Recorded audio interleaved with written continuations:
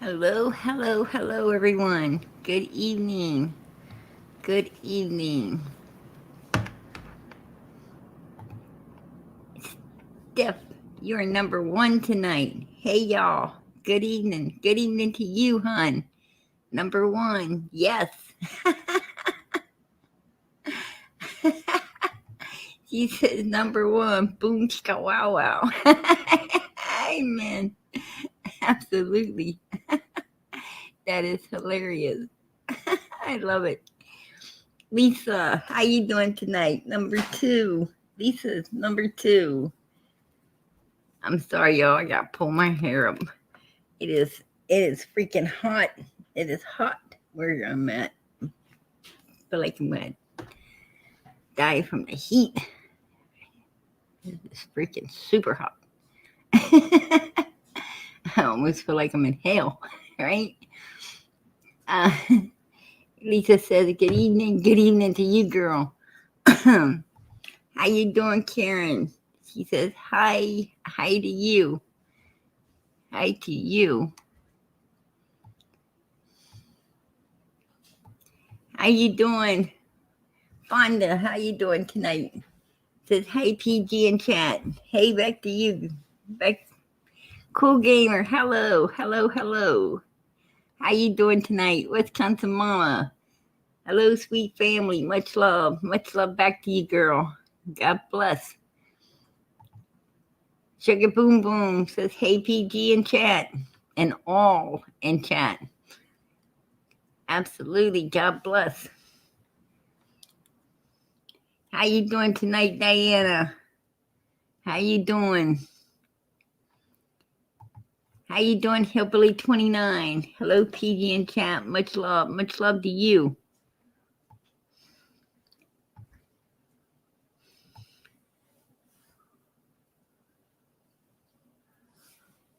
Hey, Dirtmouth, how you doing tonight, sweetie? Says hi, PG and family. Much love to you. I love those purple hearts. Everybody putting out the purple hearts. God bless. God bless. We absolutely love summer. Absolutely. Hello, PG and family. Much love to all. How you doing, Sugar Cookie? Oh, that is so beautiful. That is absolutely beautiful. Chris with curiosity, how you doing tonight? What in the world would make you think Cher wrote it? Well, um, I remember Cher making a statement about someone else one time. Um,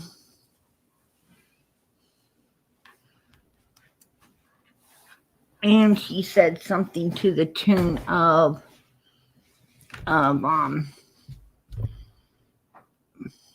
butt cheeks.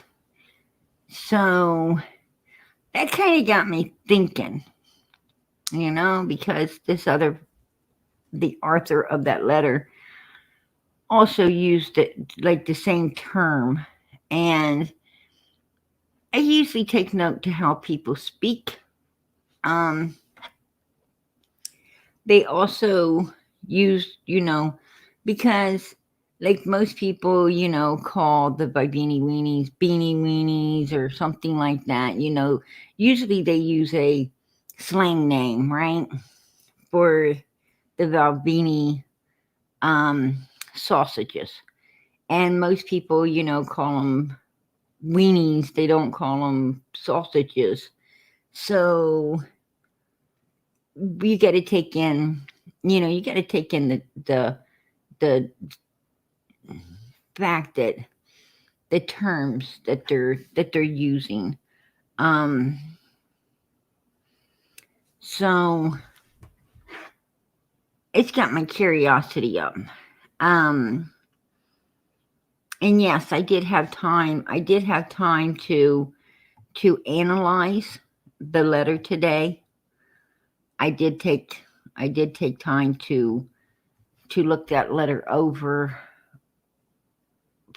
for punctuations and proper grammar and so forth and so on. And no, rocket scientist did not write that letter. No, a person that's got excellent penmanship and writing skills did not write that letter. Put it this way, that letter did not come from no college education. That's for sure. I doubt if it was. I wonder if the person even got through high school from looking at it. I have no idea. Sherry's supposed to be a teacher. I don't think she really overanalyzed that letter. Had she overanalyzed it, if indeed she was a teacher, and she would have really looked at the letter, you can absolutely tell that it was not wrote by a skilled writer. That's for sure.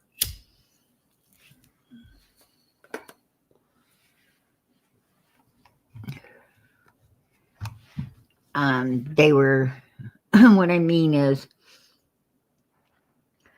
they were hanging the period mark too much, and not, where there should have been commas, there was periods, and so forth and so on. I would not say that they were highly intelligent at all.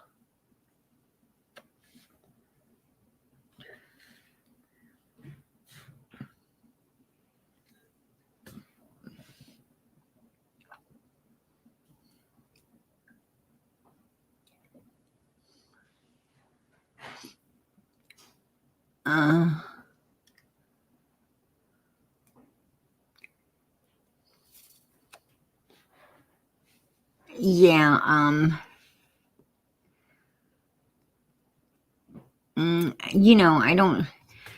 it is, I know that Cher here lately, I truly believe that she wrote herself the letters, remember from the anonymous person on Summer's case, those people that, you guys gotta excuse me. You got to excuse me tonight.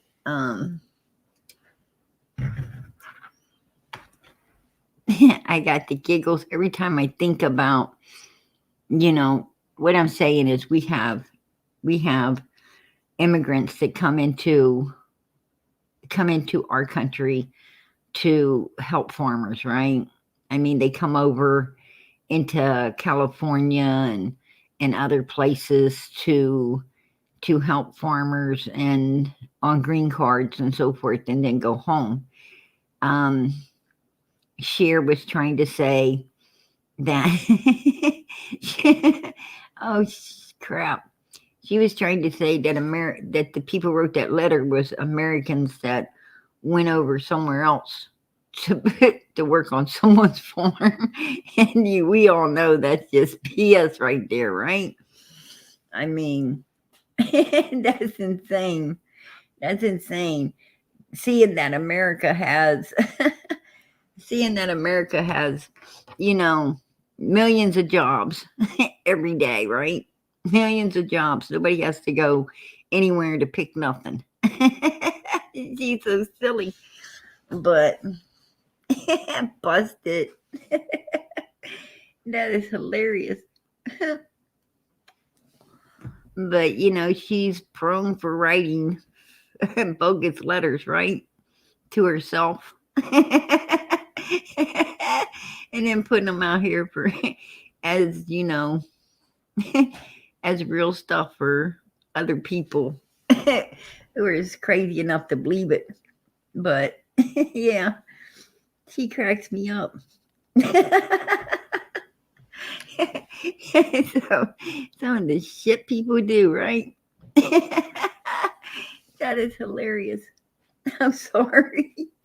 I am so sorry. I am laughing about it. Share, man. I mean, it don't do no good to get upset with people like that, right? It's not like it's going to change them. That is funny. Oh God.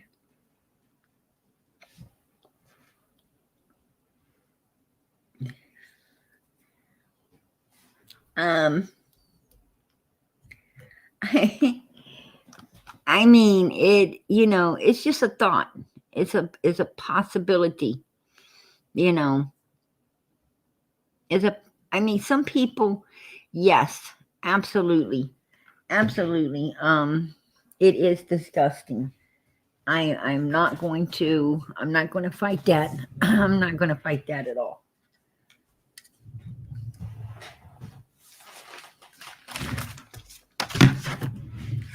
Y'all gonna hear me rolling around.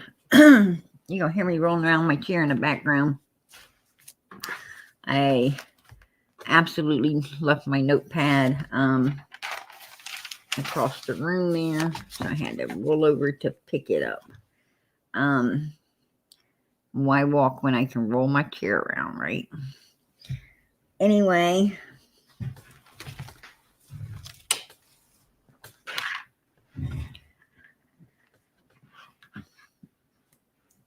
I agree, PG. I spent some time today.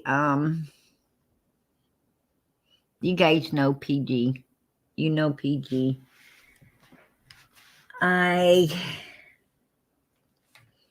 one of those little hypered up flip out, right?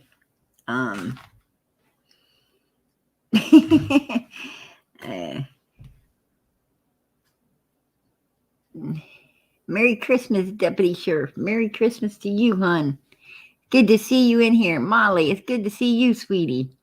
Where's Sherry? She was supposed to be the detective on this case. Yeah. Yeah. Where is Sherry? We all want to know. Deputy Sheriff.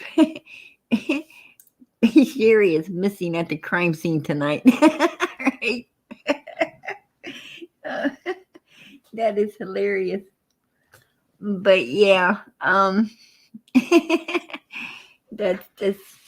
But anyway, I took time to actually put some words to paper so that I don't get angry, and you guys know how I am. You know how I am, and then all the swear garden comes out, right? All the swear garden comes out. So I'm going to try to avoid a little bit of the swear garden tonight. I do not understand if the letter is truth or not. What I do understand is we do not want it to be truth. What kind of human could be so evil to do a child so wrong? What kind of human could see this type of abuse and not report it? These are the things, the questions we have. We took note that the humans said they had dirty, nasty, disgusting, indecent thoughts as well. Was them thoughts aimed toward Quinton? If we remember in the letter, the person said they had thoughts as well. Was those thoughts aimed towards Quinton?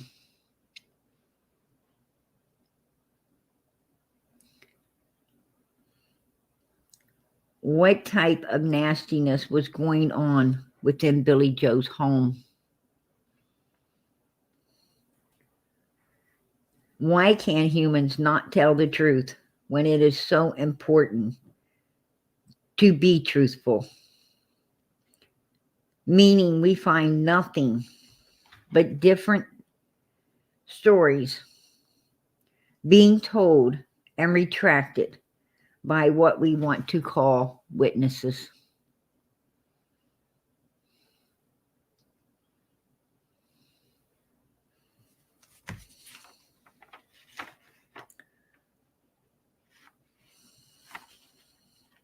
The ones that pop up and portray to really love and care about the real victims. In this case, it is a little boy, a baby named Quinton Simon. This letter is very disturbing and mind-boggling, not to mention heartbreaking, right?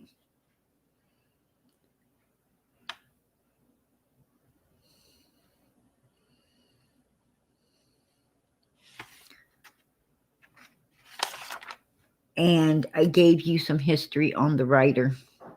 Whoever wrote that was not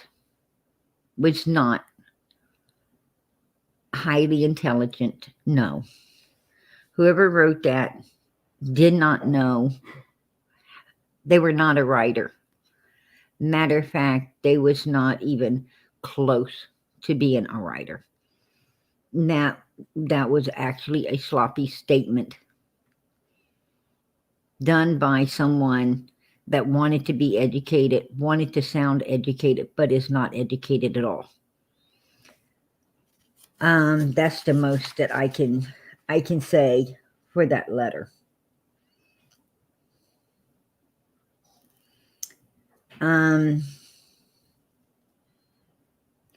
Did Danny turn over important info upon Leilani? As this letter writer has done? Could the writer be Danny? Could it be Danny's little friend? Now, Danny's got a girlfriend that he ran and stayed with for a minute. And she was out talking about, she was one of them that was protecting Danny. And putting out stuff, statements, right? To protect Danny, trying to make Leilani look like the villain in all of this, which she is.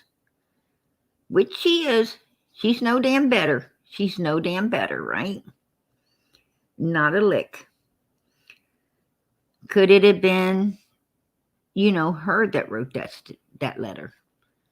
She seemed to know a whole lot about, about Danny and Danny's business, and but I think she stated that she had never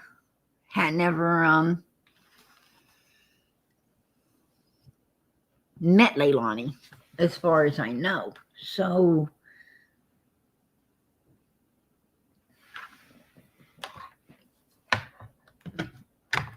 I don't know how true that is, because Danny sure seemed to hang out with this particular crowd of people, and it is a crowd. I think we've all seen the pictures of him shooting pool, right?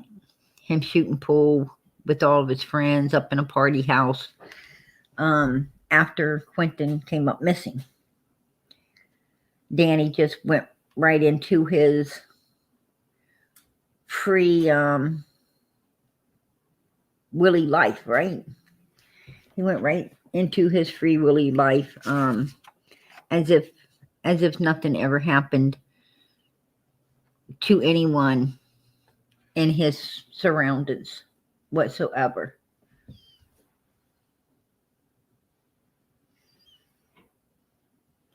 And yes, Molly, that is true. That is true. The babysitter also said Quinton was being badly abused, and then she came out and said she's seen no signs of abuse. What the heck, right?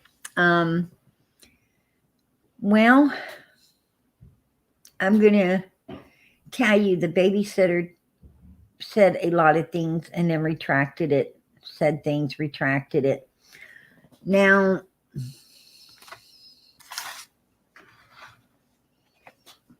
I'm no rocket scientist either. I should have been, but I'm not. And I tell you a little secret about these people with their information, right?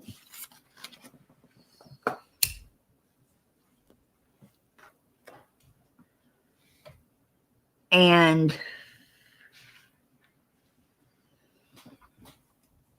in a case like Quinton's, now it does vary upon the case. It absolutely does vary from case to case of how humans are going to act and react within that case. Well, I'm going to tell you, when it comes to the Quinton Simon's case,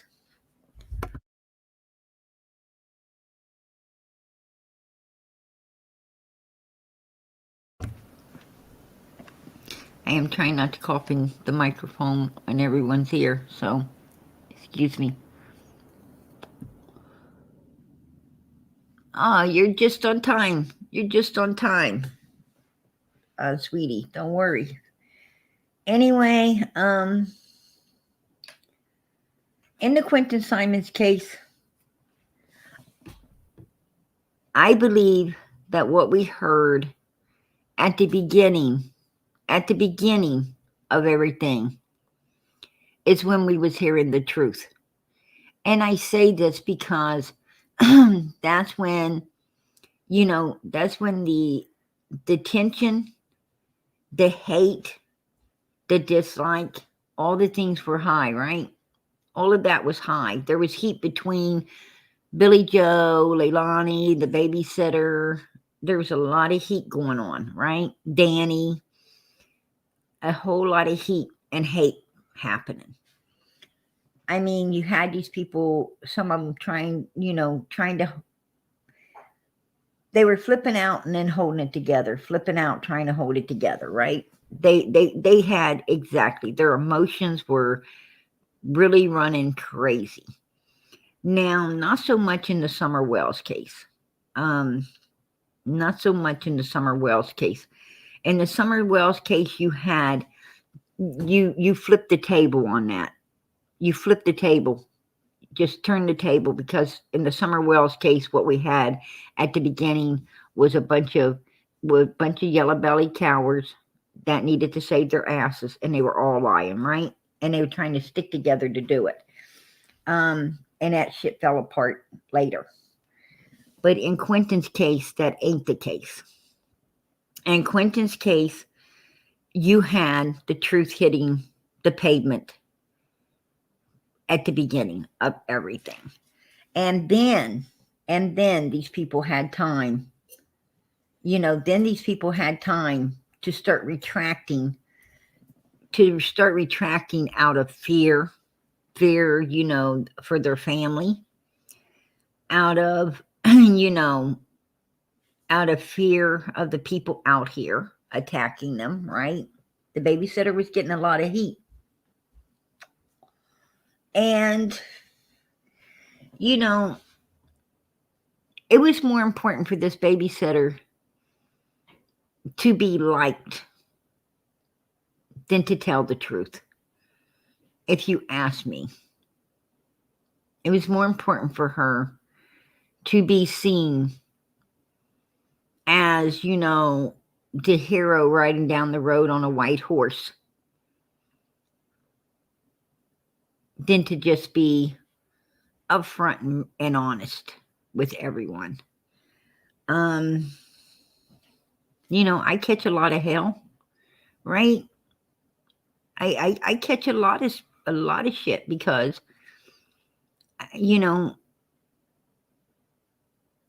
I'm too truthful for my own good a lot of times, right? People dislike me. They hate me. because a lot of people don't like the truth. I know this. Hell, I don't like it either. But I got to face it, right? I got to face it.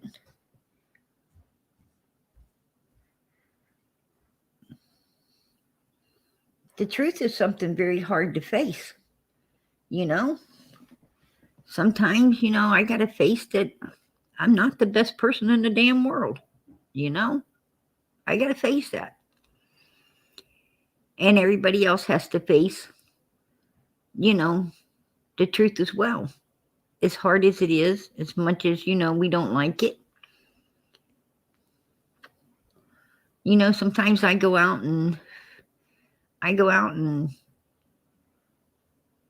mean, all of us go out and we buy this top we think is so beautiful only to find out that it looks like hell on us, right?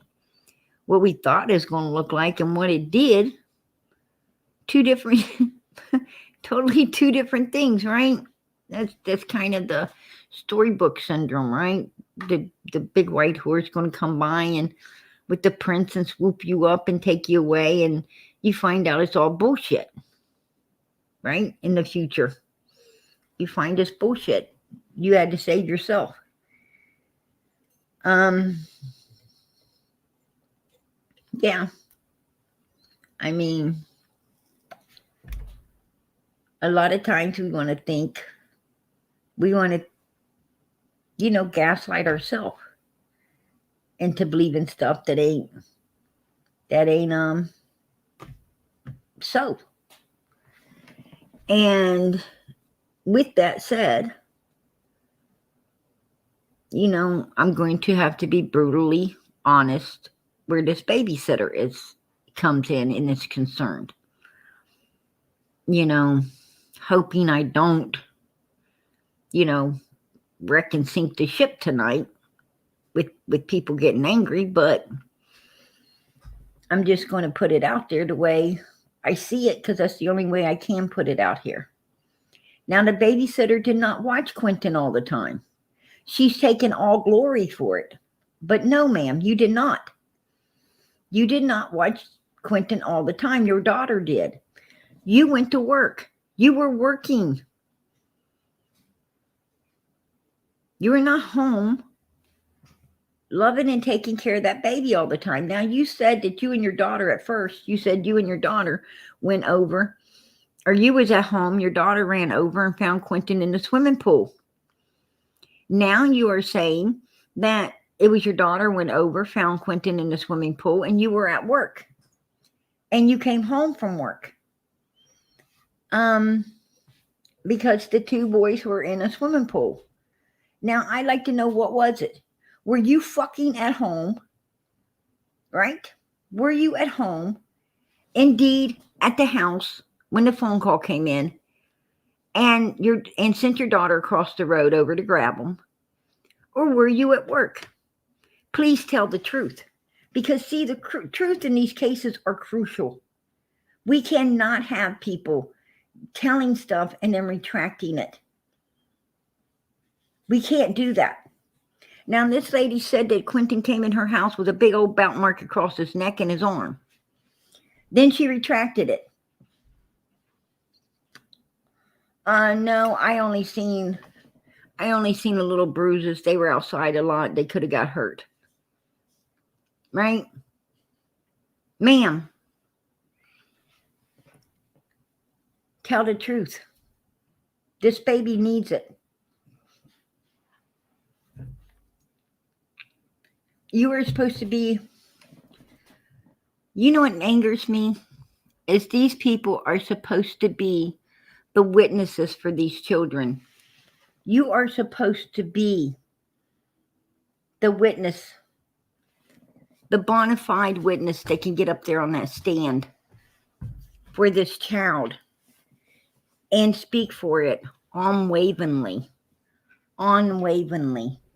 so that the people that did such horrible, heinous things to a child will get everything they deserve in the court of law and then some. You are their voice, because they have no voice. You are their voice. And your voice ain't worth 2 fucking cents on that stand when you do what you are doing, lady. When you are putting stuff out and then retracting it and put that you are now became an untrustworthy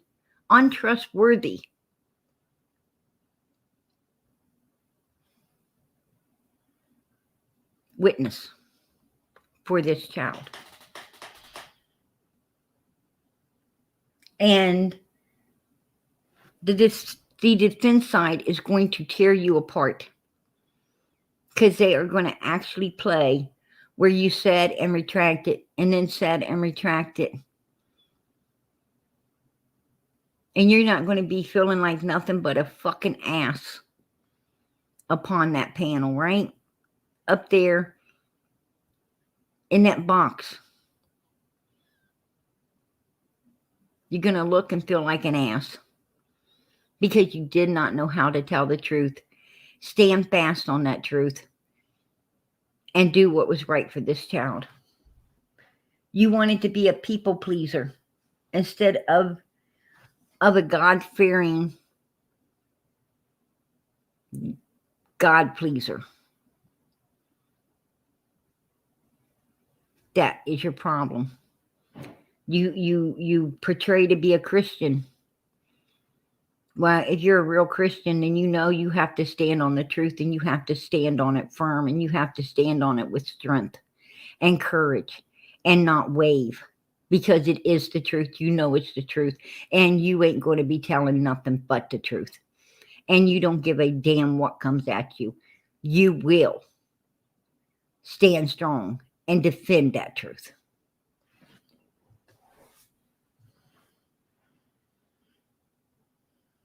Well, but why lie? Robin says, but why lie? Okay, I'm going to tell you why lie. Because she's a people pleaser. She's a coward. She thought about it. She got afraid of, once this case is all over and everything, it ain't going to bring Quinton back, but it can cause her family a lot of problems because you're dealing with criminal people that, actually murder people and throw them in garbage cans, right? So yeah, this scares her. When you got people that like this that you're dealing with, you don't want your house shot up. I mean, she's starting to become yellow. And she's becoming a people pleaser for the people out here. She got a lot of kicks in the ass, right? She got a lot of kicks in the ass for telling that truth about the belt marks and everything from the people out here.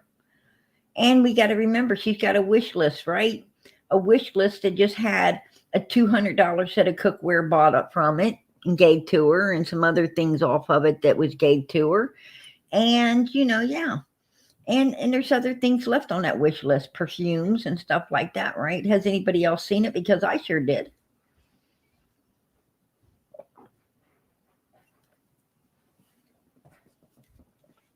And it made her TikTok go way up, right?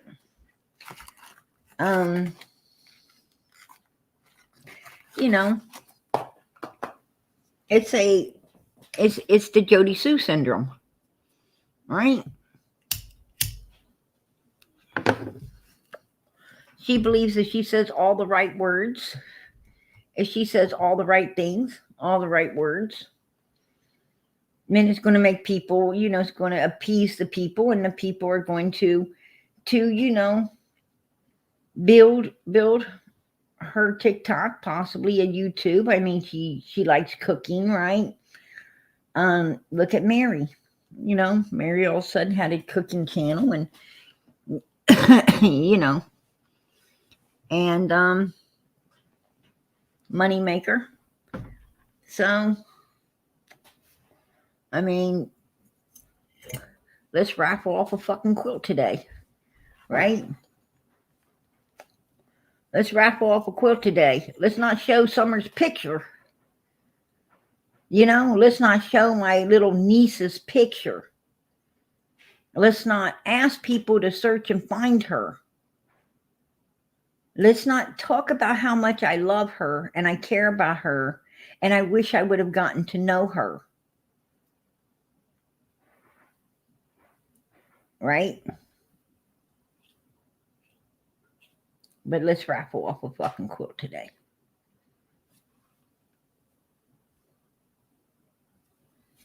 Yeah.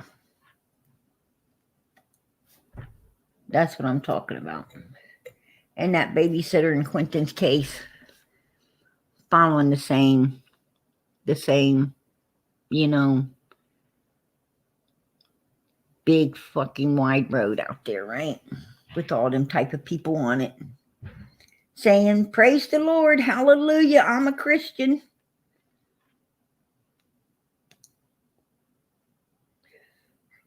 You need to believe me. You know I tell the truth. When I've changed my story 500 fucking times now. Oh, I said it and retracted it. And I said it and retracted it. You know, he had belt mark across the neck and the arm. Oh, no. I was at home, sent my daughter over to get him out of the pool. No, I was at work. I had to come home. I'd bust her fucking ass in a courtroom. They couldn't even use her as a witness when I got done, right?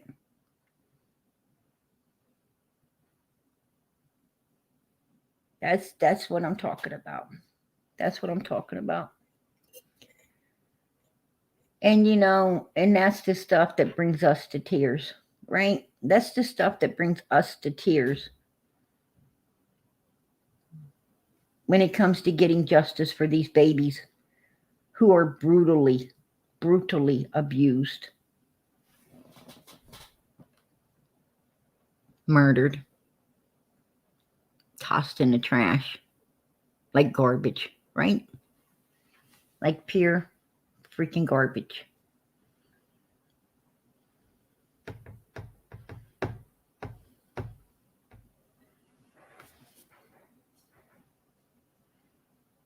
Absolutely. One day you will stand before God. And yes, we all better think about it. You better, yes, absolutely. Absolutely. That's why I'm so brutally honest. Because, you know, I'm not a people pleaser. I want to please God. You know, I lay down at the end of the night. I lay down at the end of the night. You're not going to judge me. God is. God's the one that's going to judge every last and each one of us. We've got to be truthful. And it's so important to be truthful for these babies. If I was a witness for a child, I would tell nothing but the truth. And I don't give a damn who likes it or dislikes it. I don't care. I do not care if they threaten to put a match at the corner of my home. I don't give a fuck. Do what you have to do, bitches. Right? You just better hope I don't catch you with that match. Because then it's going to be all bad for your ass. Right? We have just as much strength to destroy others as they have to destroy us. Quit being a coward. Just stop it. There's nobody out there crazier than you. Trust me. What's good for the goose is good for the gander, right? The hunter can become the hunted.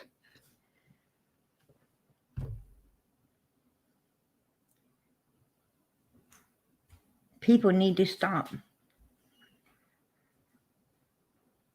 This world's getting weak.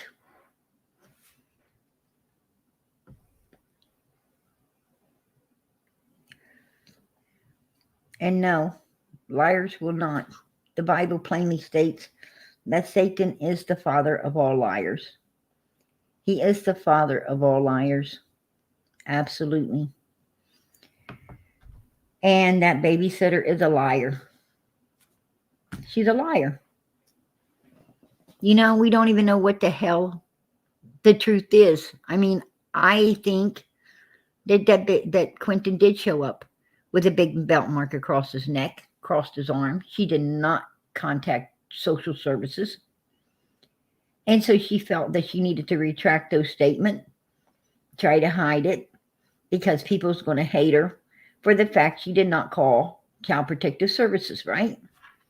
So she wanted to retract it because she didn't want to be hated for, her dirtiness and covering it up and just letting it go in order to keep watching the children and making $15 a day. Right? That's what I'm talking about. And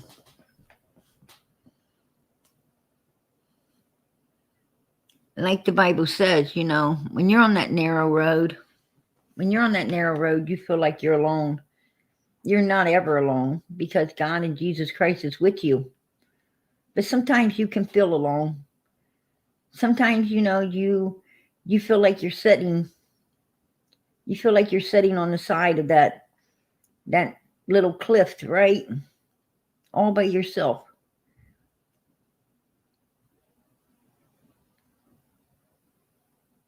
Right? Sometimes you feel like you're there. And you just push on, right? Sometimes you feel like you're inching your way up there.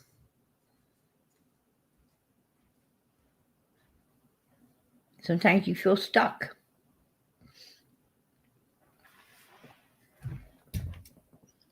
It's not easy. It's not easy being on that narrow road. It's not like that big highway, right? To hell. It's not like the big highway to hell that that you feel so safe on with all those people, like they're all your friends, and you're moving 90. It's not like that. But it's worth it. Right? It's worth it. Because, even when you get stuck, when you're sitting there on that narrow road and you feel stuck, someone comes along and picks you up, lets you know that it's okay. They help you around, right? They help you around the side of that mountain to the top.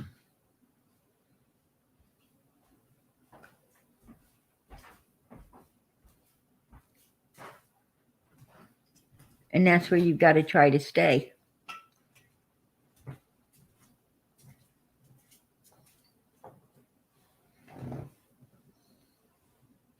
That's true, Trix's Brett. It's not easy being sleazy. That's right. It's not, nothing is easy in life. I mean, I've lived both lanes. I've been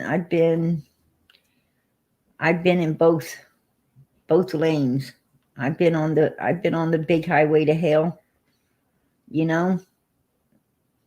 and crashed right into the wall.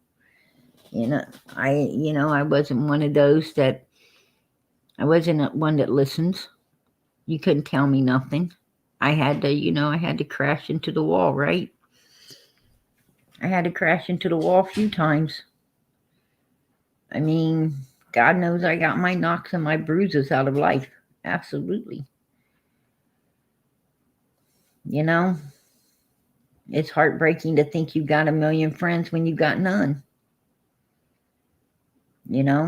At the end of the day, it's hard to face the truth. when you're on that big wide road to hell.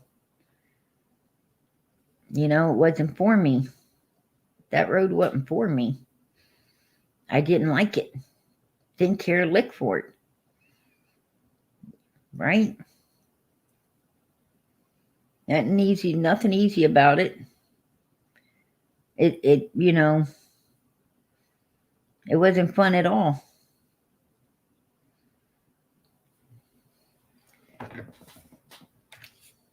It just, you know, it's a big, it's a gaslight. It's a gaslight. You want to talk about gaslighting? That is one hell of a gaslighting road to be on. And, you know, the people on it are very evil.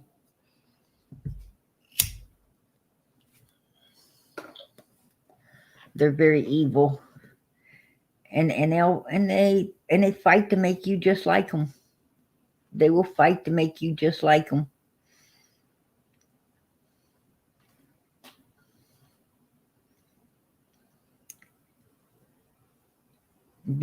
Walking the righteous path is a lot nicer. It's not as easy walking the righteous path. When you're on the wide road to hell, when you're on the wide road to hell, you get up every day and it's easy. You don't have to, you don't have to fight to be nice. You don't have to fight to overlook people. You don't have to fight to do anything, because you know what? You don't give a damn. You just do not care. You don't care about anybody, anything. You get up every day just to laugh, party, do what you want to do, and that is it. That's just how it is. You don't care who you lie to. Lying, you don't even think, you don't even think about going to hell. You don't think about anything. And that is the truth. That is the truth. You don't think about God. You don't think about reading that Bible. Matter of fact, you're trying to run from that Bible. You got somebody preaching, preacher shows up, it's time for you to go, right? You might listen for a minute, but then you got to get out of there. I know. I absolutely know.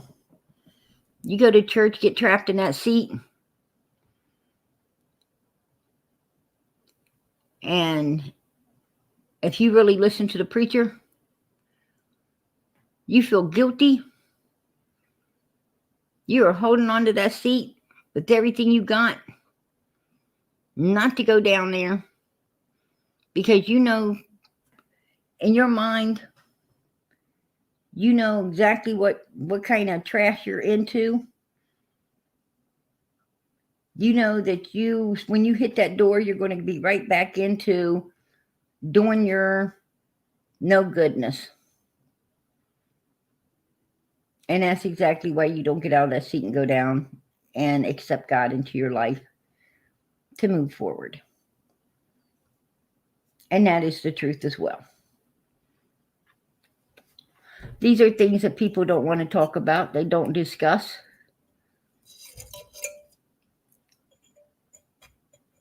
But it needs to be discussed, right? Because you don't realize what kind of cesspool you're in until you don't really realize how bad of a human you are until you go down there, accept God into your life, get baptized, and have your eyes opened. Once your eyes are opened, you can see. You can see. You don't even know the person.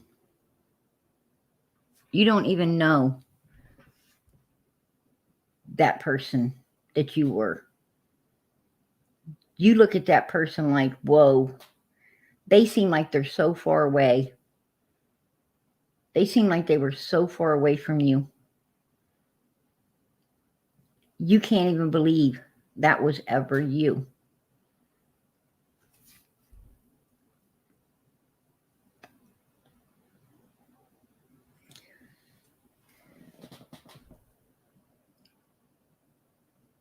It's a real shocker and an eye opener. You say, "Wow, I was a horrible person. I was in a cesspool, thinking it was okay to be there. I was the one having all this fun in a cesspool, or thinking it was fun. Wasn't fun at all. It was disgusting."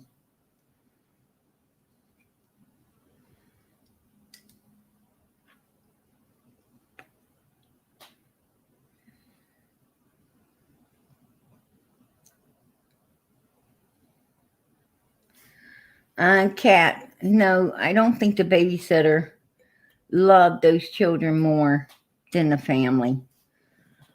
The babysitter might have loved the children more than Leilani. I think we loved the children more than Leilani, right?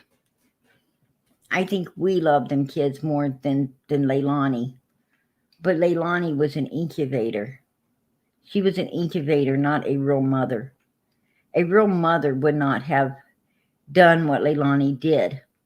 Someone that really loves their children would not do what Leilani done to Quinton. Absolutely not. But I think, I think Billie Jo loved those kids just as much, actually more, than the babysitter. I think the babysitter's taking a lot of credit,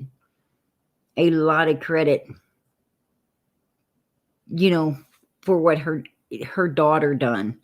If I don't like the fact that her daughter, the one that really cared about those children, really did love those children, are not getting the recognition that she deserves. It's the babysitter's daughter that was watching those kids all the time and taking care of those children and pulling them out of the swimming pool and doing all the things for them. It's the babysitter's daughter bathing them and chasing them around and doing all the little videos and the pictures and everything. It was her daughter, not her. She was working. She's taken the glory away from her daughter. I don't like that. I do not like that at all. I believe in giving credit where credit is due. I support the, I'm not saying I don't support the babysitter. I'm not saying that at all. I'm saying it is time to face the truth.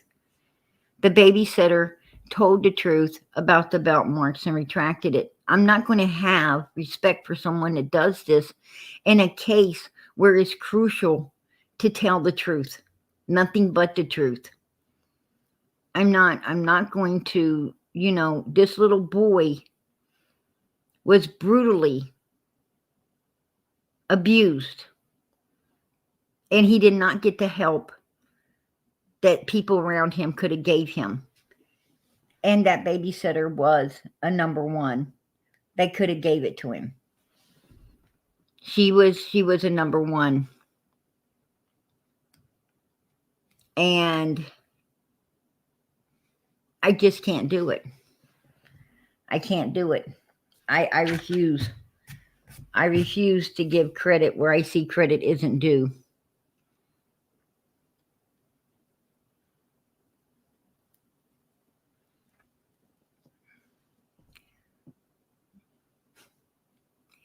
Oh, hell isn't empty at all. Hell's pretty full. There've been people going to hell.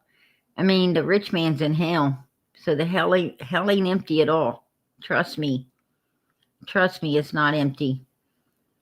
Matter of fact, the Bible tells us that the walls of hell will have to be broadened in order to hold everybody, right? So that's how full hell's going to get.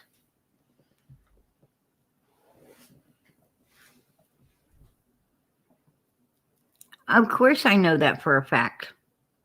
I say nothing that I do not research.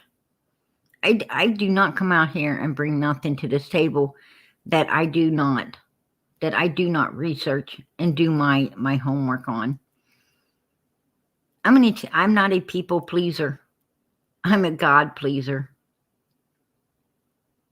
And like I said, I get a lot of hatred for being, you know, who and how I am. And that's okay with me. I have no problems with that. I absolutely have no problems, being disliked. Not at all. Picking numbers, staying in line. Absolutely. That's no problem for PG. It is more important for me to be honest and tell the truth. I'm telling you, that babysitter will not hold up in court for Quinton now, because she has retracted her stories and lied. And now she is not credible for him. And that's fucking bullshit. And yes, it pisses me off. And I'm not going to sit here and give her credit when she should have told the truth, stood on the truth, and let people 100% know the truth. This baby should get the justice out of Leilani, Danny, Billie Jo, whoever abused him throughout his life. He deserves justice. And who's going to witness for him now? Who's going to witness for him now against these people? I mean, the babysitter painted Danny. She painted Danny as this knight in shining armor, when indeed this motherfucker wasn't. He was one of the people there knowing these kids are abused and didn't report it. I don't have no feelings for Danny. Fuck Danny. There you go. That's how I feel about Danny. Danny can kiss the backside of TG's fucking ass. I have nothing for that cocksucker. Absolutely fucking not at all. And I have nothing at all for a babysitter. They came out and told the truth about the belt marks and everything, and then retracted it. Said she was across the road when her daughter went over to get the kids out of the pool, and then she said she was at work. I mean, she's going to get ate alive now on a witness stand. So fuck her too. There you go. That's just how I feel. I'm sorry. I'm going to tell you who I love and who I care about in all of this. Boom. Right there. Right there on panel. That is who I give a damn about. Nothing more, nothing freaking less. Nothing more, nothing less. It's just what it is.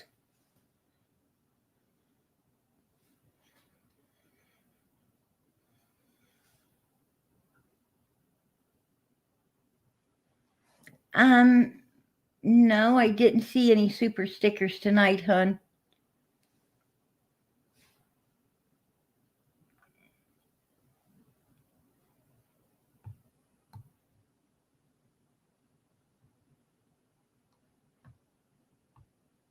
Nope.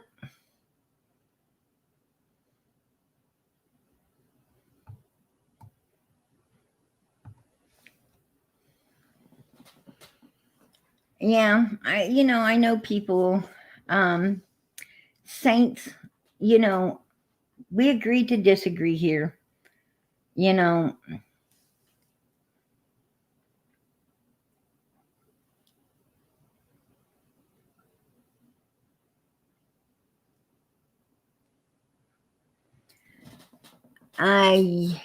was a picture with Quinton's lip busted. Absolutely. There was a picture with the big, actually this picture right here, if you look to the left side of his head, if you're staring at the screen and take a look at the left side of his head, which would be the right side of his head, at the top, there's a big pop knot. There's a big pop knot right there on his head right now as we're looking. And, you know, by coincidence, I just put in this picture because I thought it was cute. I did not even take note of the knot on his head in this picture till now. So that's God right there. That's God showing you all. Look at the knot on the baby's head. So the babysitter lies. The babysitter lies. This baby was definitely being abused. This baby was definitely being abused. And, you know, I cannot, I will not, I'm not a people pleaser.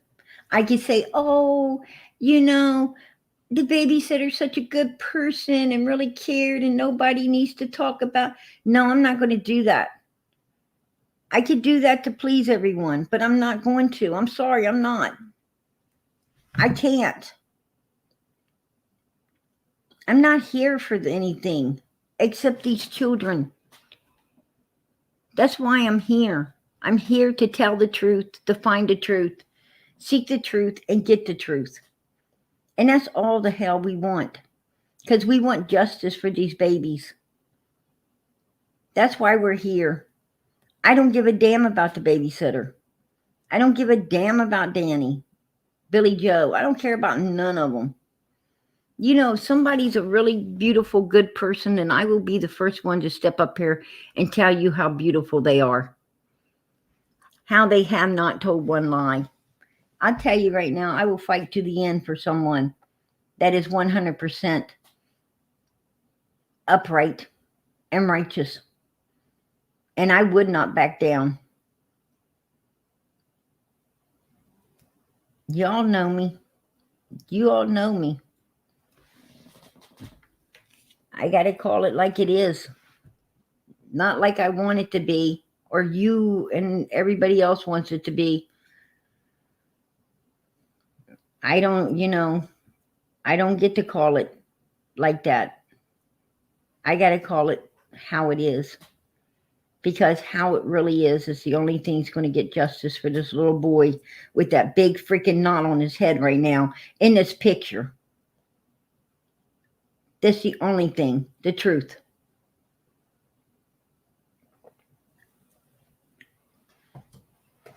You can't hide the truth.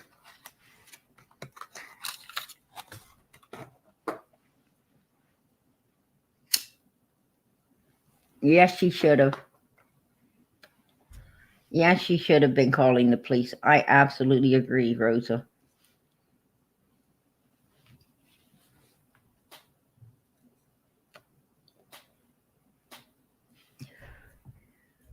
You know, I ain't trying to be disliked by people, but, you know, I gotta do what God tells me to do, right? I gotta do what God leads me to do.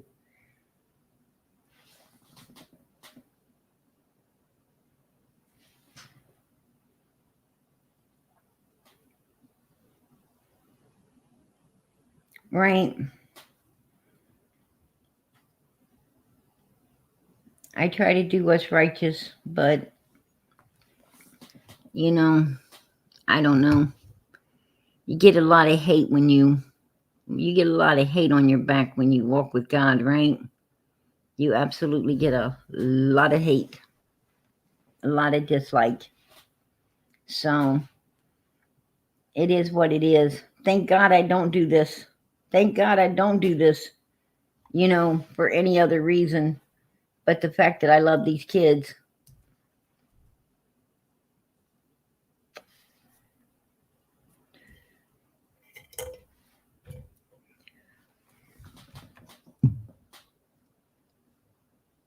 Because if I was doing it for any other reason, be honest with you, I wouldn't be here. I wouldn't be here. It just ain't the type, that's not who I am. It's not who I am. I am not a Cher, a Benny Keys. I'm not a fucking Cam and Alley. I'm sorry, I'm not. I'm not none of these people that do shit for unrighteous reasons. It's either got to be righteous or I'd rather not be there, and that's the truth. I just can't do it. My God won't let me. I fear my God too much. I fear my God too much to do evil shit. That's just what it is. I'm sorry. But anyway, I think that, in my opinion, I'm worried about that letter. I am absolutely worried about that letter. That letter has bothered me. It has very much bugged me. And I hope whoever wrote it shows up as a witness in court for this baby. If indeed it is true, and it came from a person that was hanging around that home, that's seen these things, I surely hope they show up to be a witness for this child.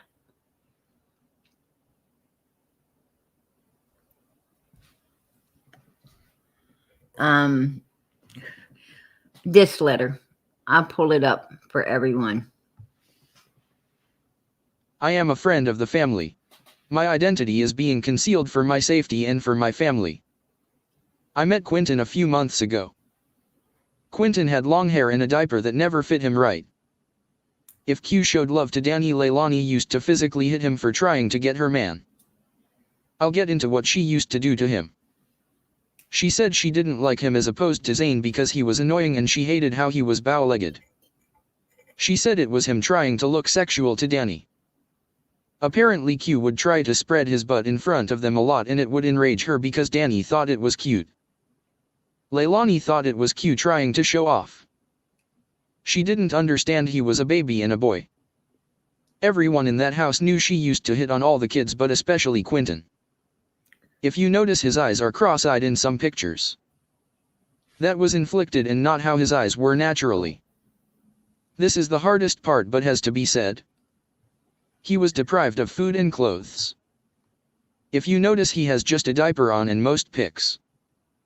That's because Leilani refused to buy him clothes because she claimed he was an ugly rat that needs to be shot like Buba steers. Now we did take note that Quinton was, his pictures most of the time was in diapers and so forth, no clothes. And we took note that Bubba Moss said that Leilani wouldn't buy the children clothes. Matter of fact, Zayn's dad even said that Leilani was one of those that didn't buy the children clothes as well, right? So that is true. And if you take note, Zayn's pictures, he's most of the time in Zayn's pictures, he is dressed. And Quinton wasn't. Now, I blame Billie Jo for this as well. Because I seen a lot of videos and I seen a lot of pictures, and Billie Jo's ass are in them when Quinton is not dressed the way a child should be dressed, right? You get up every day and you bath your children and you put them in a cute outfit with their little socks and shoes on, and you watch over them. And if they have an accident on those clothes, then you get your ass and you go clean that baby up and get it in another outfit and wash the clothes that it was wearing, right? Because you are a mother and that is your fucking job. That is your job to be doing. These are not my words. Let's make that clear. He was hit one time with a water bottle and a TV remote. After he was hit, he would always laugh and smile to not get hit again. Sadly, it never worked out for him, because if they say him smile after tearing his butt up, he would get out in a closet and Danny or Leilani would slap him with a belt. The belt was covered with a towel to prevent scars. He would hold a toy when he got hit and he screamed most of the time, and you can hear it in the background of that house as it wasn't that big. She used to grab him by the hair or legs or ankles and pick him up and pretend like she's going to slam him across the wall. He was scared and he peed himself one time on Leilani's hand because apparently he was naked. She got the TV remote and slapped him with it in both eyes and his teeth. Quinton would have accidents a lot in his bed because he was scared of being hit, and it was a reaction whenever anyone visited him. Quinton was abused really bad. He was my monkey too, and we watched Paw Patrol together. I am a family friend, and that's all the information I have. Leilani definitely did it, and so did Danny and everyone in that house. Leilani did it, and so did everyone else in that house. And so did everyone else in that house, including Danny.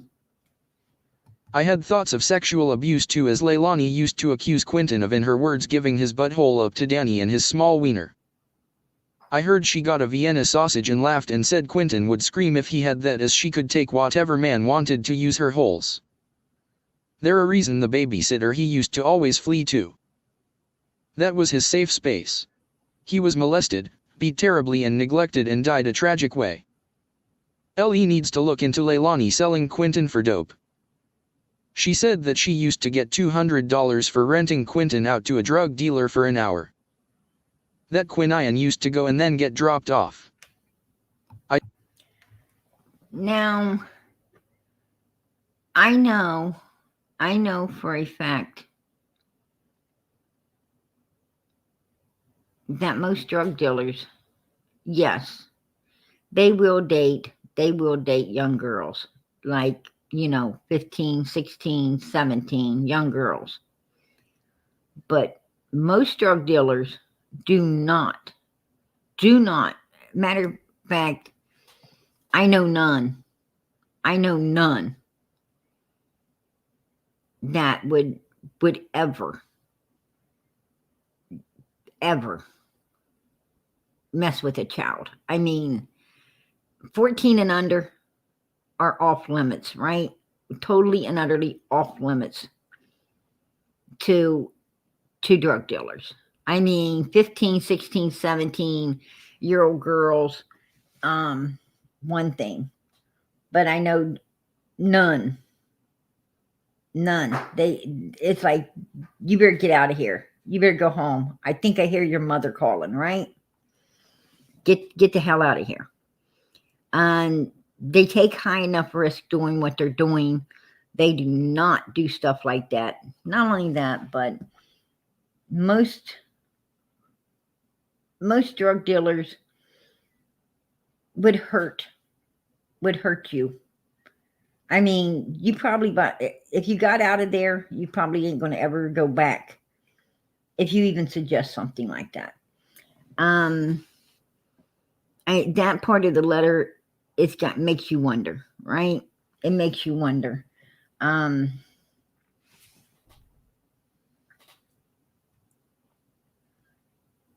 Exactly. Exactly. I don't know. I don't know about that. Absolutely not.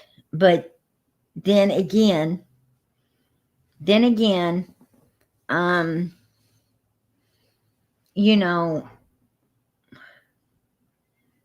she did go see, supposedly, went and seen the dealer the very night that all of this took place. So I don't know. I don't know. There's some sick bastards in this world. So I don't know. Um,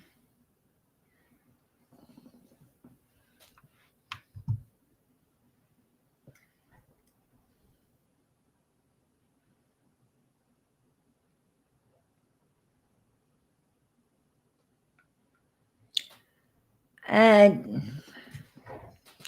if you want to send me something, if one of my mods could put in my email, I would so appreciate it. You can send it through my email, or you can send it to me on Facebook. I have a Facebook, Sissy Bible. You can send it through chat on Facebook. Also, I'm on Facebook. I tried to check Facebook a few times a day to see, if anyone is I have a lot of people that hit me up there and send things.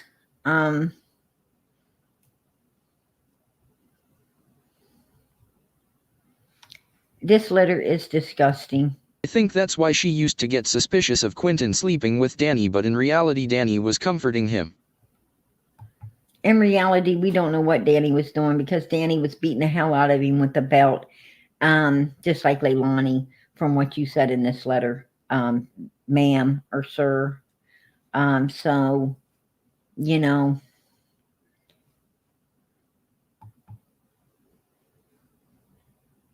that's what I'm talking about. As far as I know, the babysitter could have wrote this, because at the end they're trying to retract it and make Danny look good again. So I fucking don't know.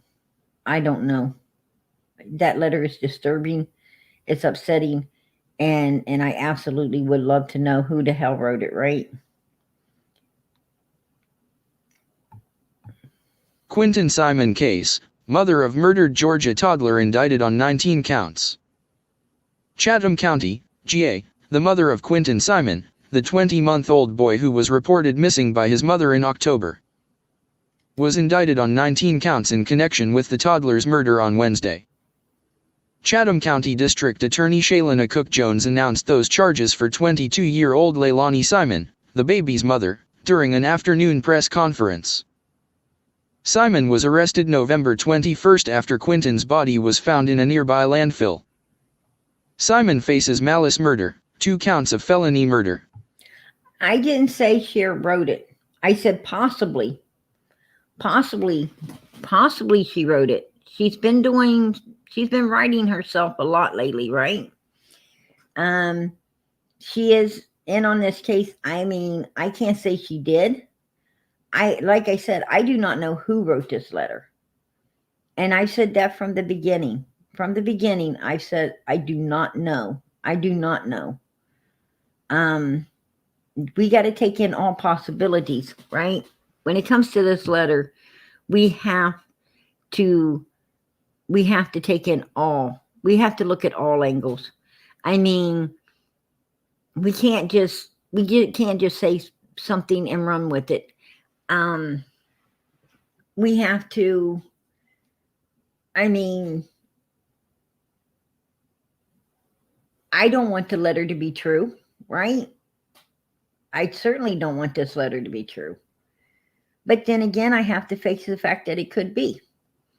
I have to face the fact that, yes, this letter could have been wrote by someone that was absolutely there and that absolutely was there. That was there and witnessed these things. I don't know.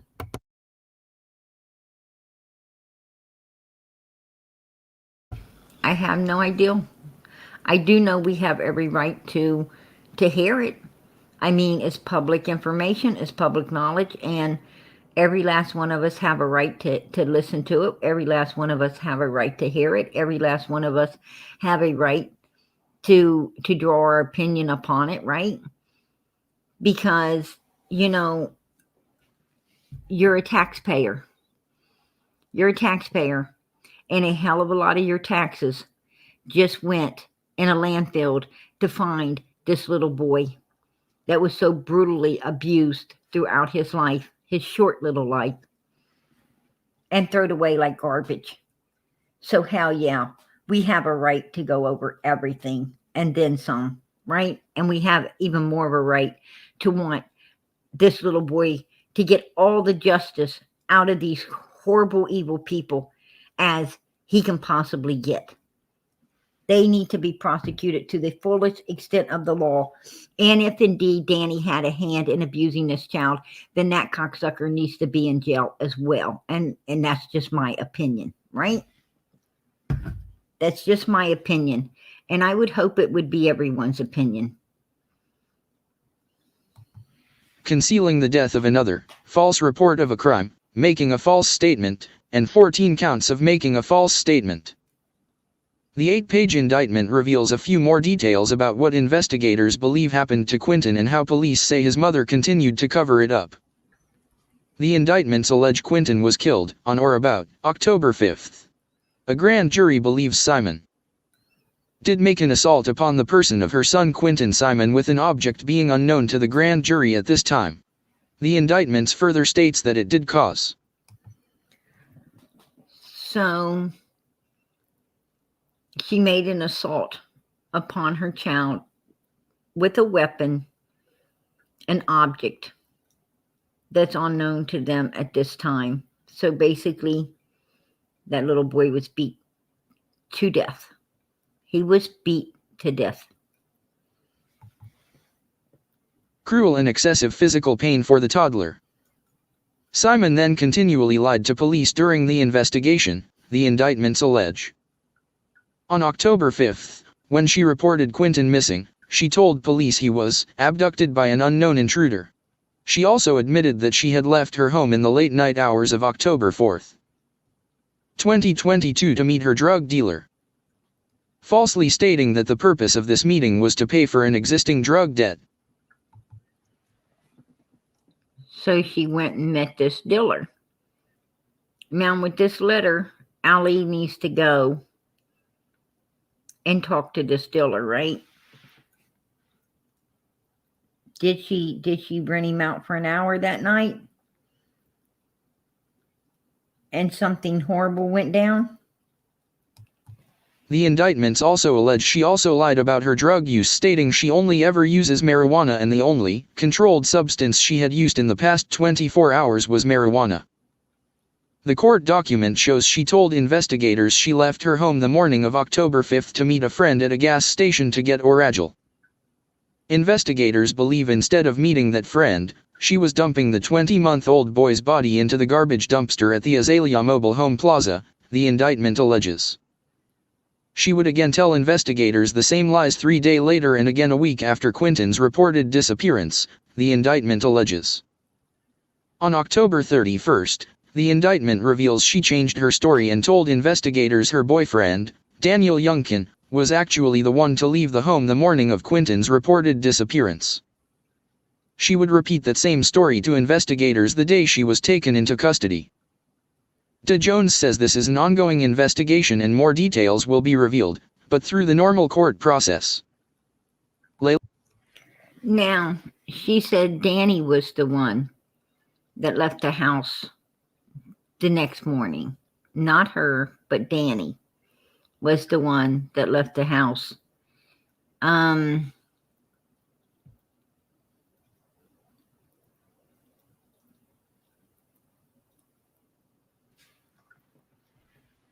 So, if you ask me, I would say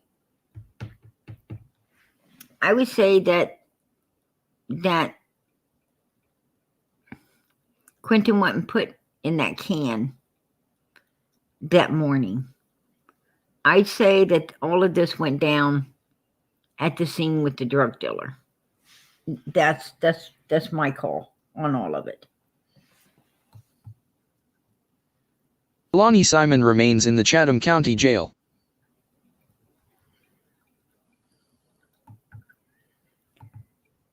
And this is what you're looking at here is a map of the area where the dumpster was. They're trying to say this is, from my understandings, they're saying this is the very trash can that she put Quinton in. They're trying to say this is the dumpster. And it's out front of the mobile homes. And these are the mobile homes where she went. This is where, somewhere in this area of these mobile homes, is where this drug dealer, so-called drug dealer, lives. He lives in one of these homes here. So I'm thinking all of this went down. I think that night when she went to see the dealer, she obviously had Quinton with her. If the letter is truth. If this letter is truth, then she obviously had Quinton with her. And that's the way she planned on getting her drugs, right? And something obviously went terribly wrong. And I don't think Quinton made it back home. I think he ended up in this dumpster and Leilani went home. That's what I'm thinking.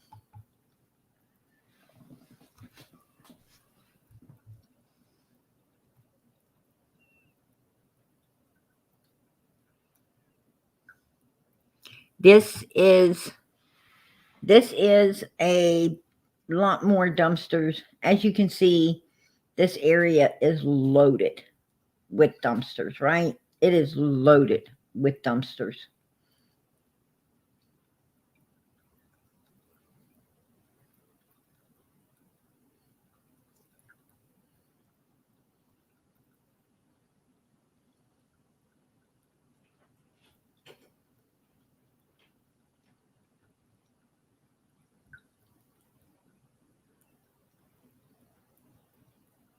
I'm just giving you an idea of how many dumpsters is around that place.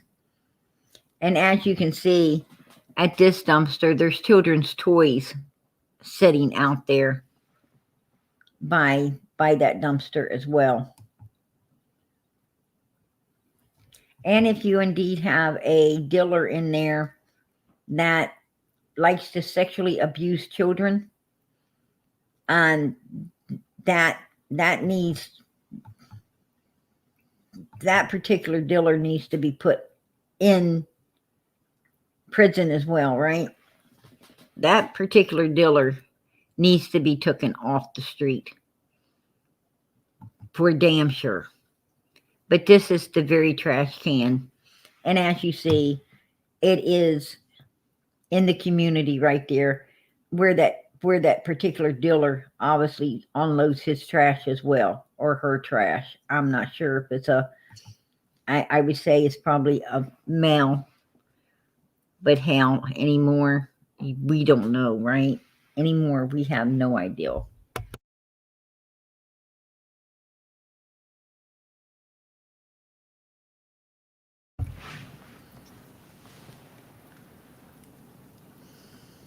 So, I don't know. I just know Quinton's case seems like a mess now due to the fact that the people that could have witnessed for him have pretty much destroyed their credibility to be witnesses. And that's not a good thing.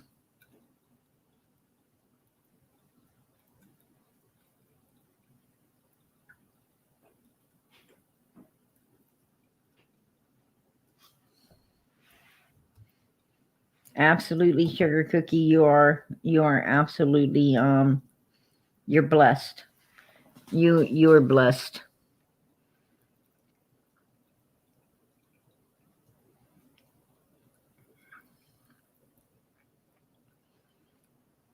You're absolutely blessed.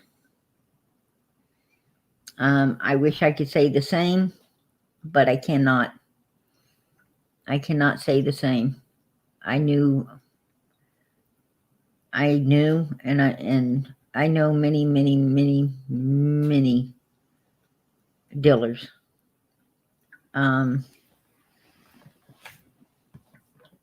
I know dead ones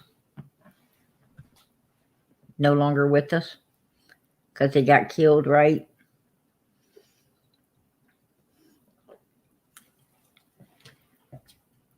And I know a hell of a lot of alive ones. One thing I can tell you about dealers, they don't sleep easy. None of them sleep easy.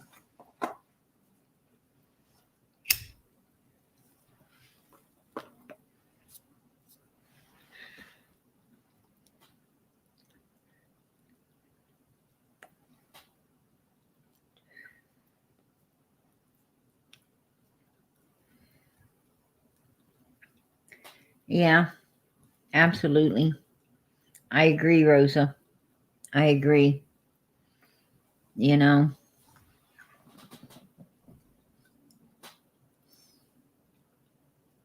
Oh yeah, they sleep with one eye open. That's the truth, beautiful sunflower. That's the truth. A lot of times, uh, they have to go on vacations to get sleep. Right? They have to go on vacations to get sleep. I've seen many of them go on vacations so they could rest. They can't rest in their own homes.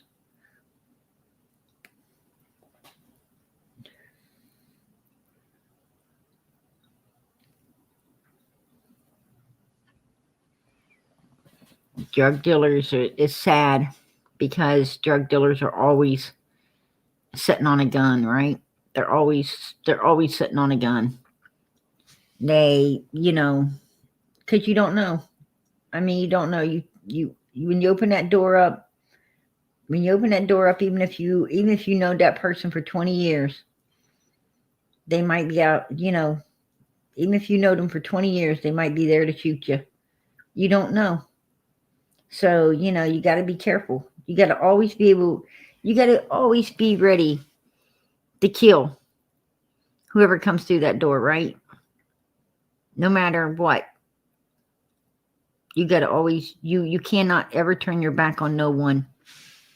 You got to watch them the whole fucking time and see them back out your door, knowing you kill them if they make the slightest move to do anything to hurt you.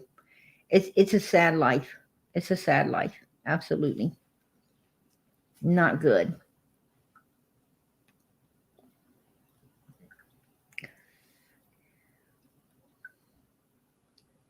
And I question if Danny did write it. I don't know. I have no idea. I know that whoever did write it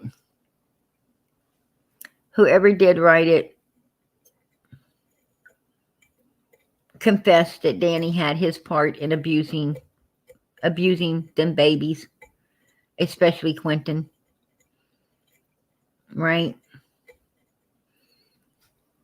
And definitely his part in abusing them.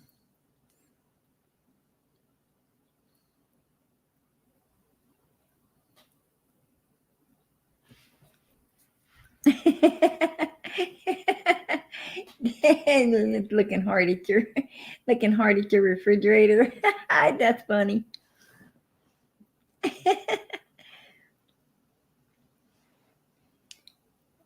Good night, Wisconsin mama. Good night, sweetie.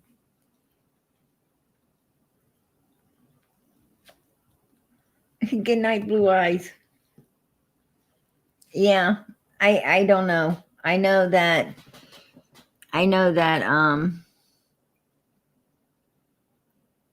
the letter is very graphic. I don't know who wrote it. I have not the slightest idea who wrote this letter. Like I said, they are not a rocket scientist. They definitely are not a writer. They did make a lot of mistakes in writing that letter. So, I'm not saying they're super uneducated. I'm just saying they're, they're somewhere high school. I say maybe a high school level. They certainly did not pay attention in writing class, is what I'm saying.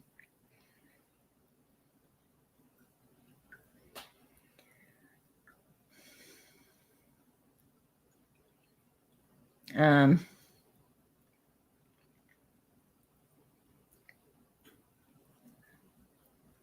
uh, well, not really. Um, there's not a whole lot that scares me, sugar cookie. Um, not a whole lot scares me.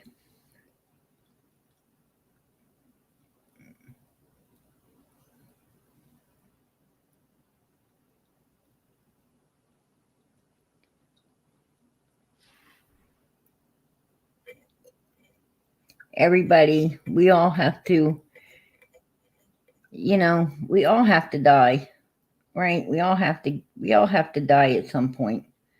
I mean, unless the Lord comes, right? If we're lucky enough to get took up in a rapture. But other than that, you know, at some point you got to go out of this world anyway. So, what good does fear do you? I mean, you're not going to die until God wants you anyway. So, I mean, it is what it is in this life.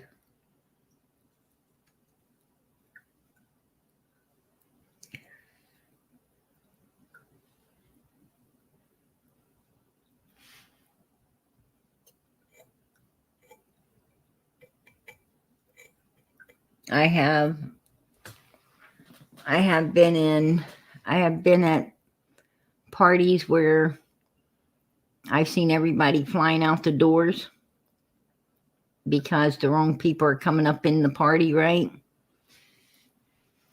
Wrong people coming into the party. Not a good thing. And it ain't the police. You wish it was the police. But and I've been, yes, I've had guns held to my head. Absolutely. I've been in places where, it's been ran up in and everybody put down with guns. Absolutely. And no, it's not a picnic. It's not a picnic. It's but I was not afraid. Absolutely not. I don't know why, but I just didn't care.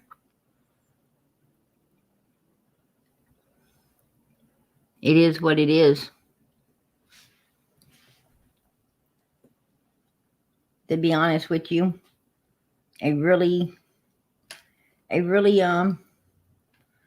calm peaceness came over me. I guess I felt that the Lord was there with me, and He was. So, it is what it is.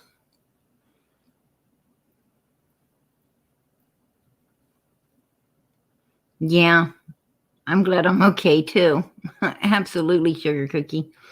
And that's what I tell people, I tell people you don't want to be where I once was. Absolutely not. I had to get out of that. I had to get away from it. I had to separate myself from all of that. It you get yourself really hurt, At some point you got to grow up. Some point you have to grow up. There's more to life than that, right? I mean, there's way more to life than that.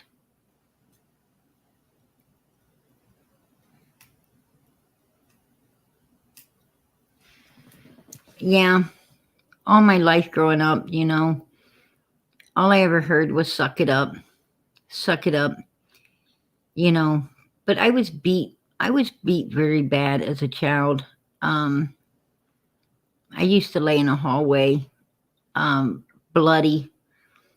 I remember going to the bathroom and get an old dirty towel and and put the coldest water I could get on it to put on my back, with where I got beat so bad that it would bleed my legs.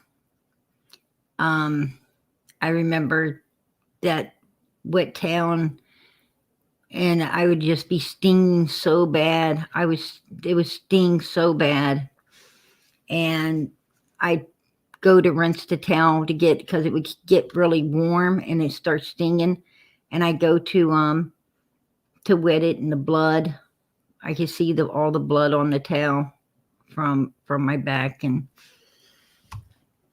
I didn't have a great childhood. Matter of fact, I didn't get fed very often.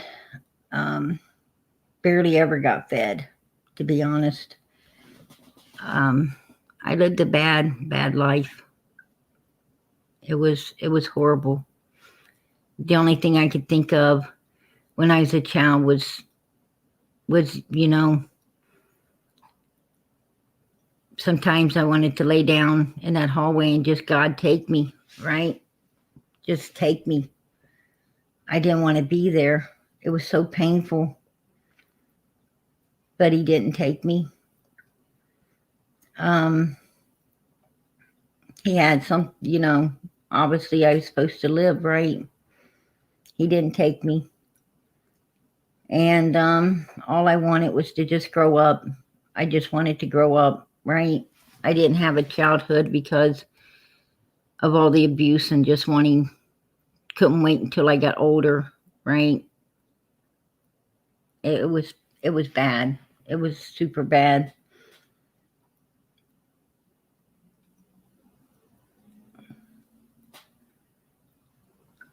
So, but we're not here to discuss me.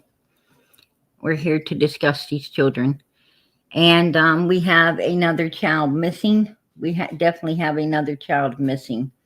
So I'm going to play that out tonight as well. There's a second part of it, so I'm going to pull that up. Mother and stepfather of missing 11-year-old girl took 22 days to report her disappearance, as the couple are arrested in FBI dig-up backyard at family home. Madalena Jo Carey, 11, was last seen on November 23, but her parents allegedly waited until Thursday, December 14 to tell her school she was missing.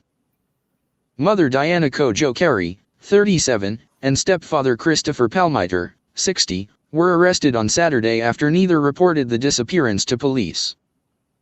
They informed Madalena's school resource officer she was missing almost a month after she last appeared in class on the day before Thanksgiving. Both parents have since been charged with failure to report the disappearance of a child to law enforcement. Police have called in the FBI, and cops were seen digging up the backyard at the family's home in Cornelius, near Charlotte, North Carolina. The parents of a missing 11-year-old girl from North Carolina have been arrested after they waited 3 weeks to report her disappearance to her school, but never contacted the police. Madalena Jo Carey was last seen on November 23 with state investigators spending hours digging up the backyard of the family home this weekend while also searching for evidence inside. Police in Cornelius, north of Charlotte, arrested Diana Jo Carey, 37, and Christopher Palmiter, 60, on Saturday, days after the FBI became involved in the search for the youngster. Police say Madalena's parents waited 3 weeks, until December 14, to visit their daughter's school to report that she had vanished. It has been almost 1 month since she had last attended class. Both parents have now been charged with failure to report the disappearance of a child to law enforcement. Madalena Jo Carey, 11, was last seen on November 23 with her mother and stepfather allegedly waiting weeks to report her disappearance. Police in Cornelius, north of Charlotte, arrested Diana Jo Carey, 37, and Christopher Palmiter, 60, on Saturday, days after the FBI also became involved in the search for the youngster. On Friday evening, the FBI released a missing poster with identifying information for Madalena, who is believed to have disappeared the day before Thanksgiving. Her parents reported her missing to the Bailey Middle School resource officer on Wednesday, officials with the school said. Her last day at school was on November 22. Officials at the school were then duty obliged to inform law enforcement. Madalena had last been seen at home in Cornelius. Her stepfather Christopher Palmiter, who works as a mechanical designer at a machinery manufacturer, is being held on $100,000 bond. Police have not stated if Diana Kojo Carey is being held on bond. Now, they raised that bond. That bond is $200,000 now. For each of them. It's $200,000.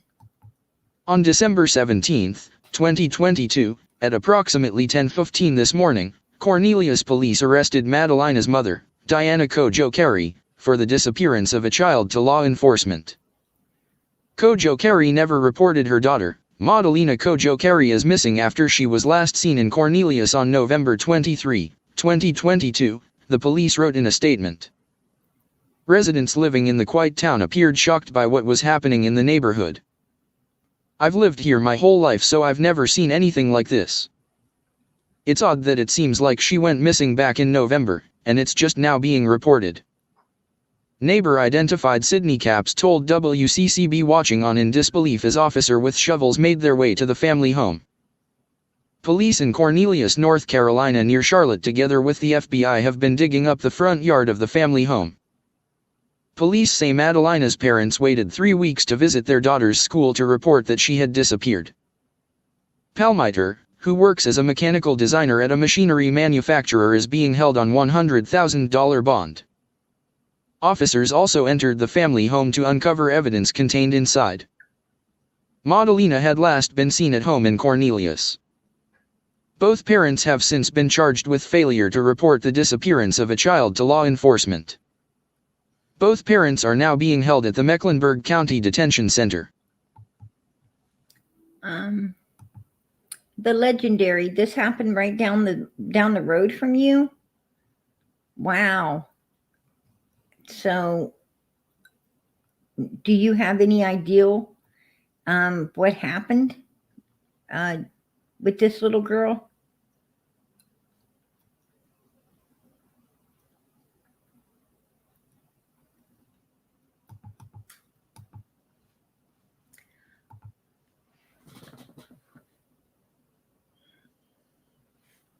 Oh, I so appreciate that.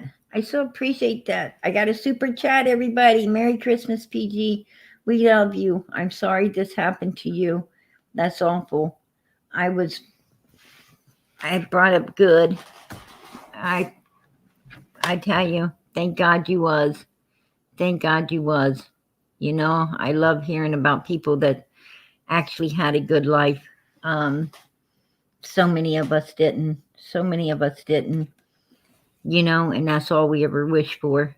That's all we ever wished for was to have somebody to really care, right? Cornelius police have not said if they found anything of importance during the search of the home. Police have since opened an investigation into Kojo Carey's disappearance. Kojo Carey was last seen wearing jeans, a white t-shirt and jacket together with purple, pink, and white Adidas shoes. She is described as 4 feet, 10 inches tall and weighs approximately 90 pounds, according to police. She has brown hair and brown eyes, authorities said.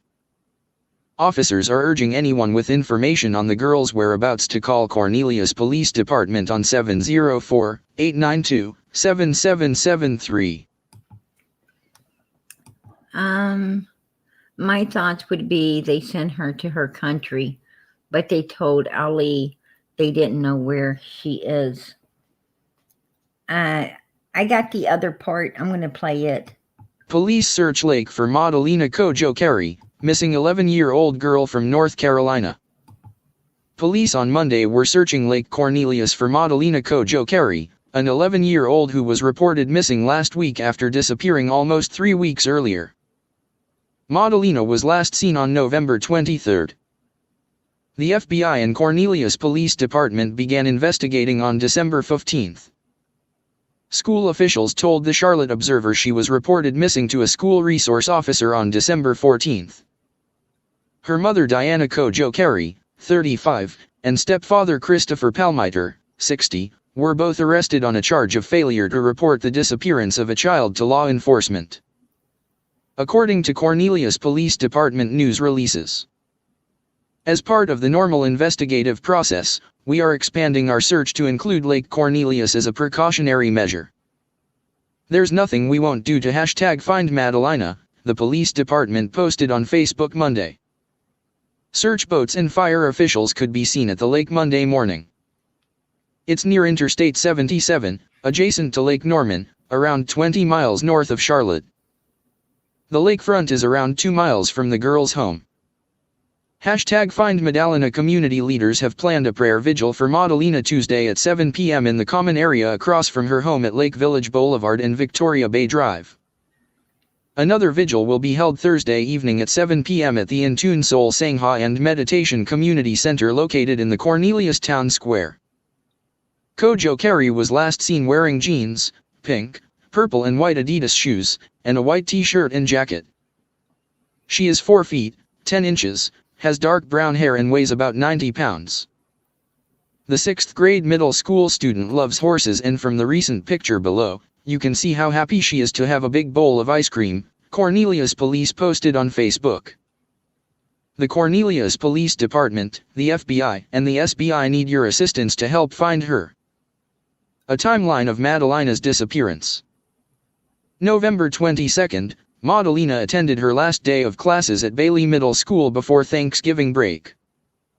November 23, Madalena was last seen at 10 p.m., police have said. December 14, her family told a school resource officer at Bailey Middle School she was missing. December 15, police, the FBI, and the State Bureau of Investigation begin their search and investigation. The public is alerted of Madalena's disappearance. December 17, Diana Jo Carey, Madalena's mother, and her stepfather, Christopher Palmiter, are arrested for failure to report the disappearance of a child. December 19, Cornelius police expand their search for Madalena to Lake Cornelius. Officers ask that anyone with information on Madalena's whereabouts call the Cornelius Police Department at 704-892-7773 or the FBI at 1-800-CALL-FBI. To remain anonymous, call North Mecklenburg Crime Stoppers at 704-896-7867.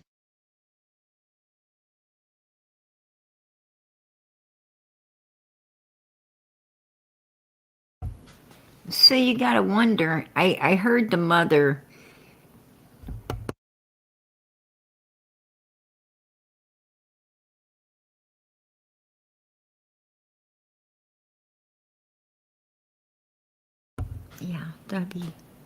it's fine.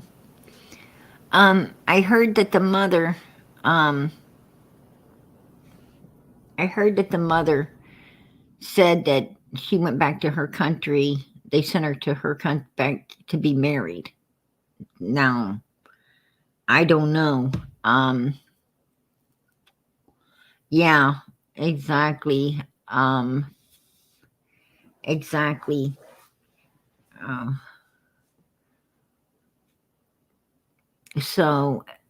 11 years old, married, and they burned a sofa. I heard they burned a sofa right outside their home. I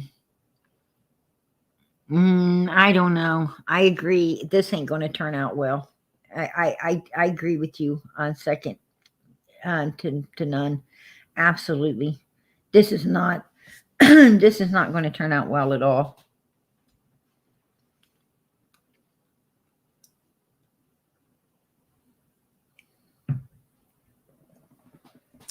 Rose, I'm so sorry. I'm so sorry to hear that.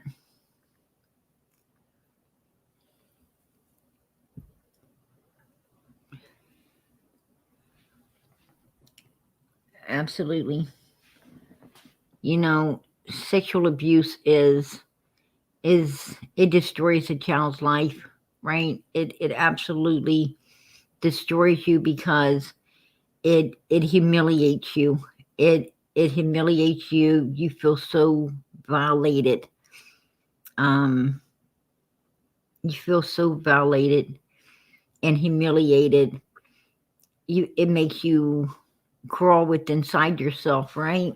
And who are you going to tell? Who are you going to talk to? Who, who's going to believe you, right? And it's a horrible thing. I these monsters, that do things like this, they do not understand. They do not understand. It's for their self gratification, right? They use children for their own self gratification, and they literally destroy that child um for the rest of his life. For the rest of his life, right? You're destroyed. I know, because I was a victim to it as well. Um, you know, children like that grow up. They grow up believing, you ask yourself, who the hell ever cared about me? Who the hell ever cared, right? Who cared? And the answer is no one. The people in your life, they abused you, right? They abused you. They used you and they abused you like an old fucking Brillo pad and destroyed you. And you're the product. You're the product of all that horribleness, right? And you're left, and the only one that you have and ever had was God and his son Jesus Christ. That's it. And they're the only reason that you're a survivor, right? They're the only reason you're a survivor. And it takes many, many, many years to get over these things, I mean, you don't ever completely get over it, but, you fight so hard to try to understand it all. You fight so hard to understand why you, right? Why you? Why couldn't you have been anywhere else but there?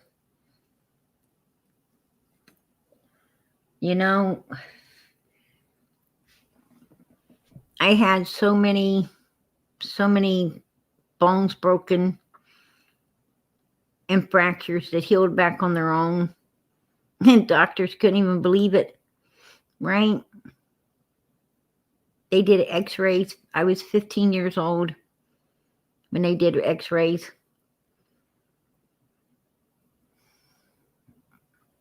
They couldn't believe,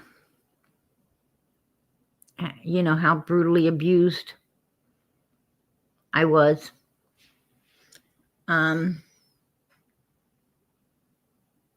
It's hard, absolutely hard.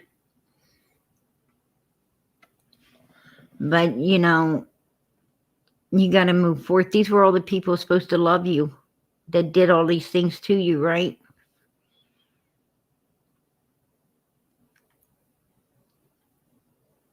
And the sad thing was is, you loved them.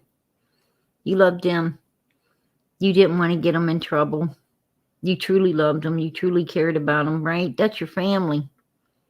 That's your family. You couldn't understand why they did it. But you forgive them. You forgive them. Turn a blind eye to it. Right? Suck it up. Try to do your best to let it go. Try to forget about it. It's hard. It's hard. Especially, especially when you finally realize that, they didn't give a fuck about you. Nobody did. You were nothing to them. It's hard.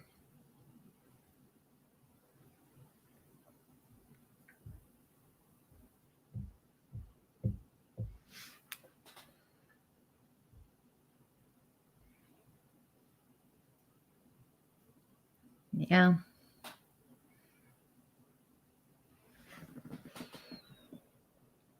Right. It is hard to deal with, Mara. Girl, I fully understand. We have to not give those people power over us. We got to understand it had nothing to do with us. It was all their evilness, not none of ours. God loves us. God loves us. He pulled us through it. He gave us a better life. He gave us a better life, and we got to be thankful for that, right? We got to be thankful and just understand, consider the source of these evil doers and move on. We have to move on for ourselves, for our children, the people we love. We got to move on. Quit giving them our time. Absolutely. And God saved me too. He saved me. I met Jesus, and I don't care to tell anyone. I met Jesus as a child in that hallway. I met him as a child in that hallway. I absolutely wanted to die. I wanted to die, and I didn't care if they buried me in a backyard. It's true.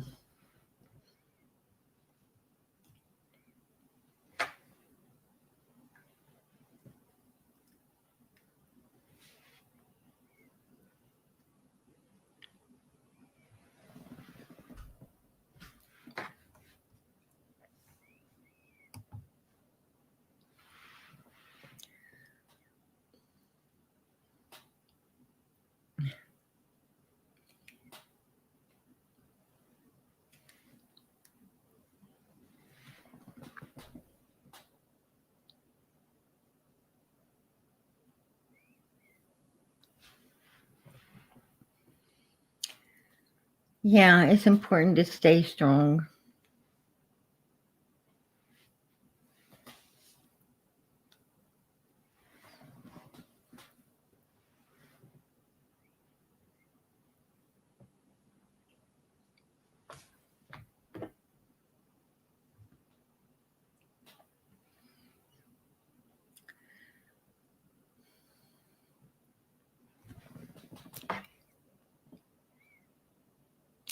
That's true. Um, Lady Q. It doesn't ever stop hurting.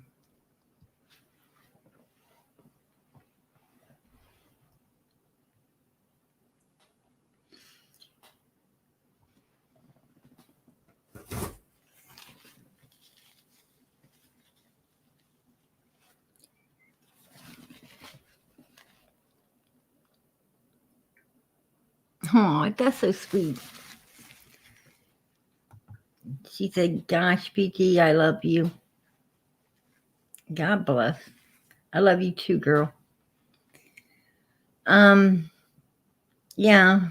When someone destroys you, it don't stop hurting, because it ain't gonna ever quit hurting, because the people you love are the ones that destroyed you. The people that were supposed to be protecting you are the very ones that destroyed you.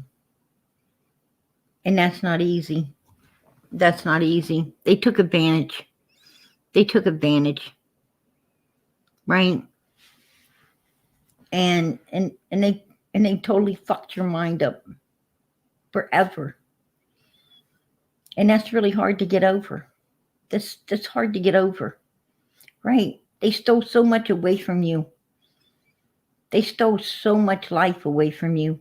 All the things you could have been, but you were abused. Right?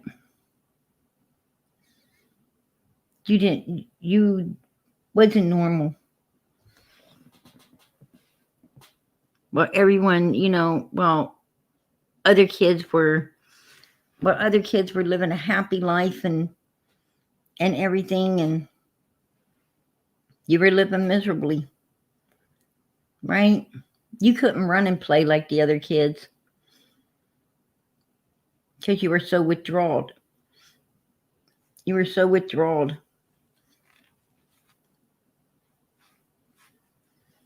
No one knew the hell that you were. No one knew the hell that you were living through once you walked into that house you called a home, right? No one knew. They had no idea.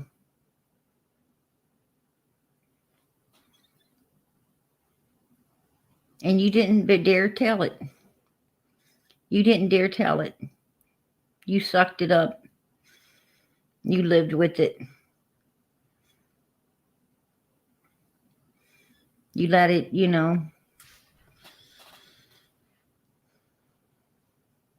eat you away inside.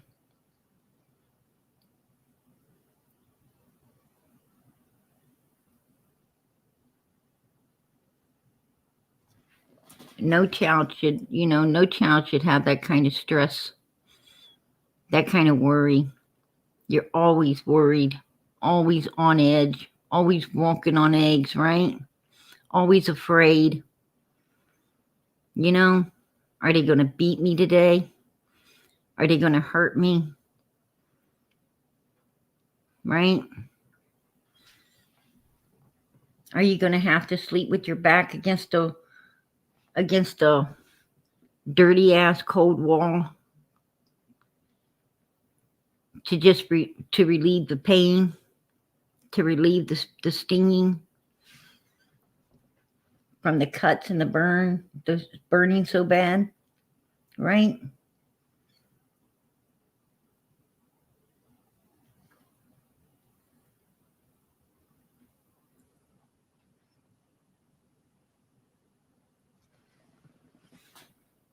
Is, you can't be caught nowhere in the house alone.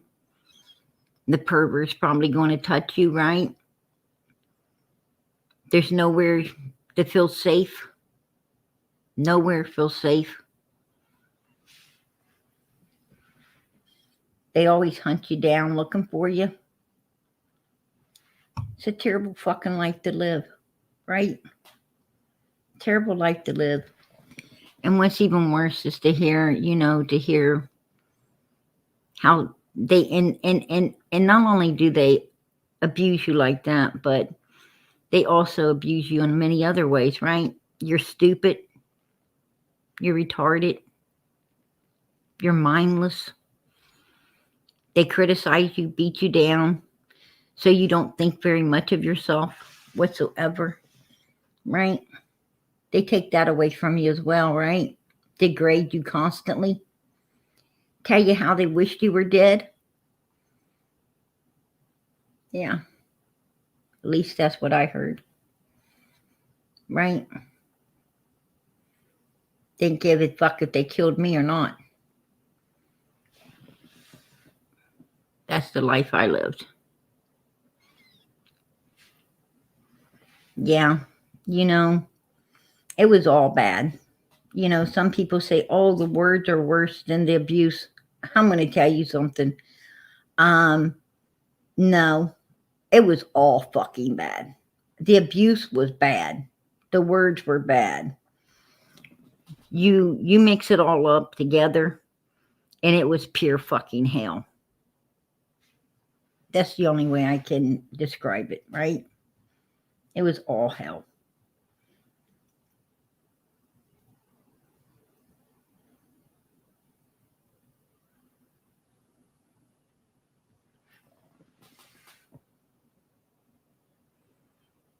Absolutely.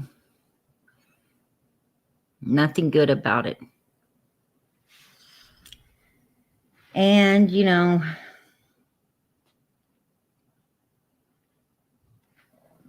and then, and people make money. And psychologists, they make money, right? They make money off of out of these abused people that go through all that hell, right?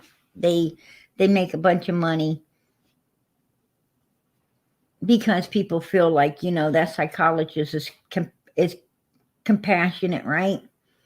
That psychologist opens their heart up and listens to all of that abuse and everything. And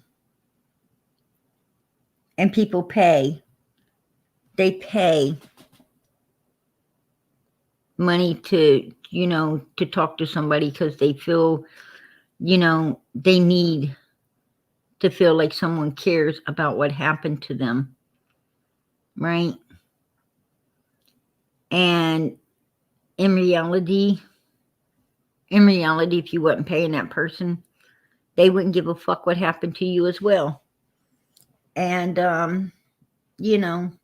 so do I see no, I don't see a psychologist. I haven't ever seen one because they can't fucking help me, right? They can't help me. How are they going to help me? They don't know my pain, right? They don't know my pain. Absolutely not. And I don't need their fucking compassion, right? I'm not going to pay for somebody to act like they care when I know if I wasn't paying, they wouldn't. I'm not that fucking dumb.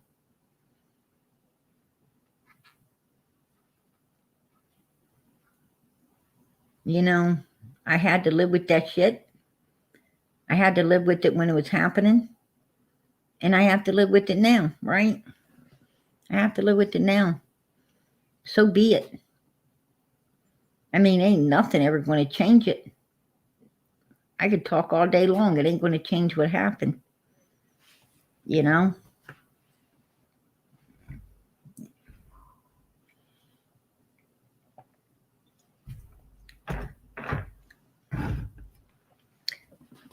But I know what happened to me. And I know that, what I can change what happens to someone else. If I see another child being abused, I know I can help that. I can do for that child what no one done for me. I can step in and I can get that child out of that abuse by using the proper measures to get it done, right? I know I could save other children from that happening, right? That we can do. That we can do.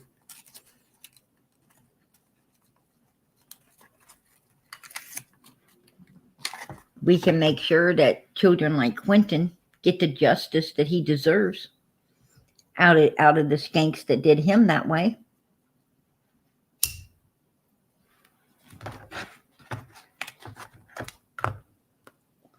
I don't know what makes evil people tick. I don't have no idea.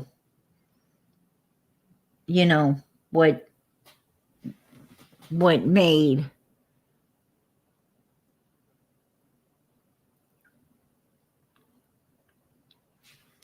Oh, how you doing?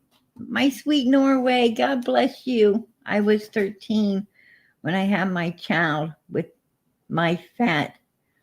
her father.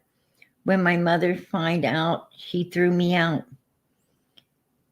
What my mother did was worst. Every day was hell. She is 34-year and sick, but she's my angel. Absolutely. No matter how bad these people, God, we got to look up and we got to thank God that he made us better people, right? We got to look up and say, you know what? He gave a heart in a place where there was none. And we was that heart. We love those people. Honestly, sincerely, truthfully.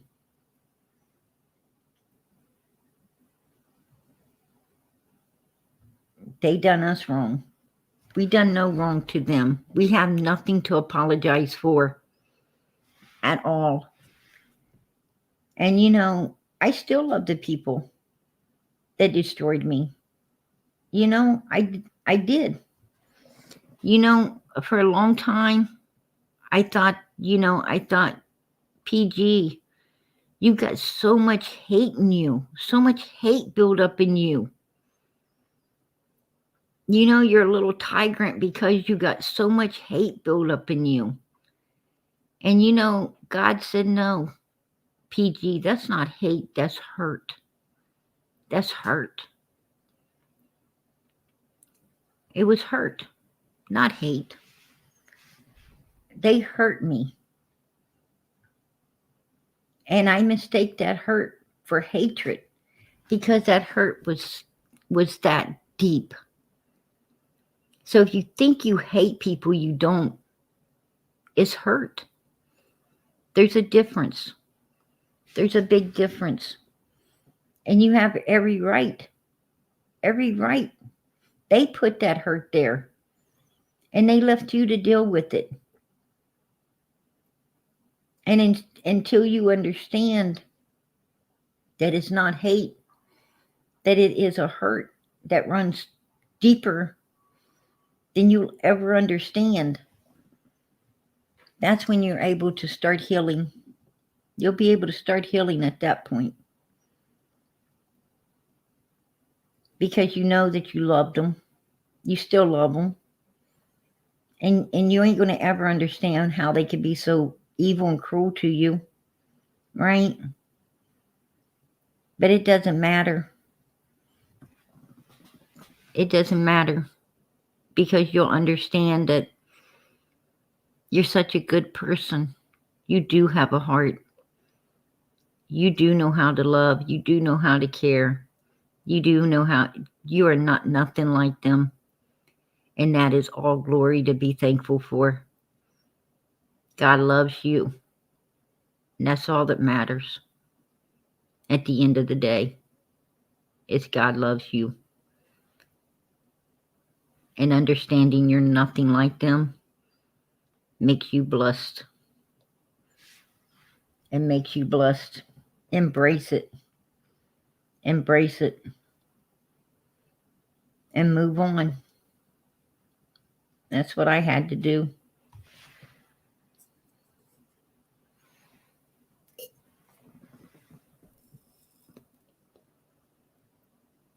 You know?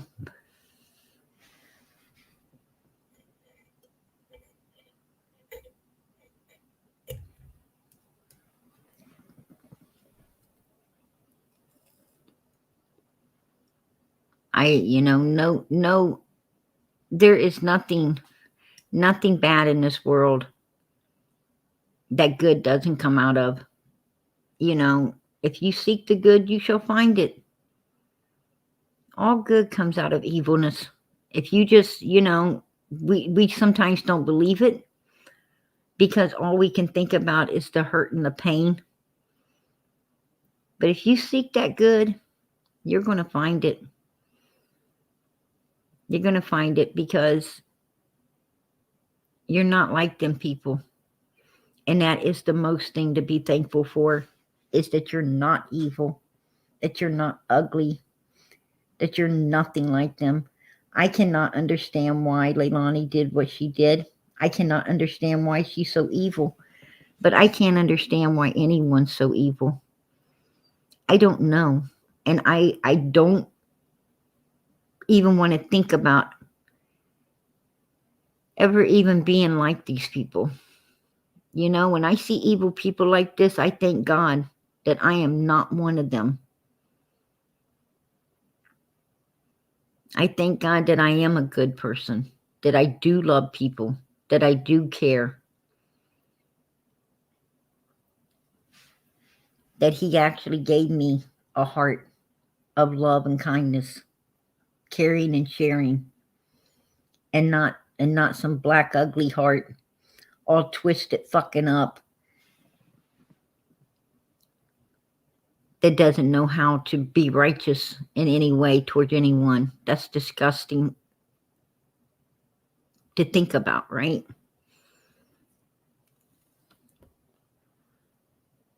I haven't ever wanted to be a user or abuser because I love people too much. What I always wanted to be was that hand to help people up, right? That hand that gives a damn. The one that that tries to stop bad things from happening. You know, if someone goes to fall, I try to catch them. I'm not an onlooker. I don't stand there and do nothing. I try. And I thank God He made me that person.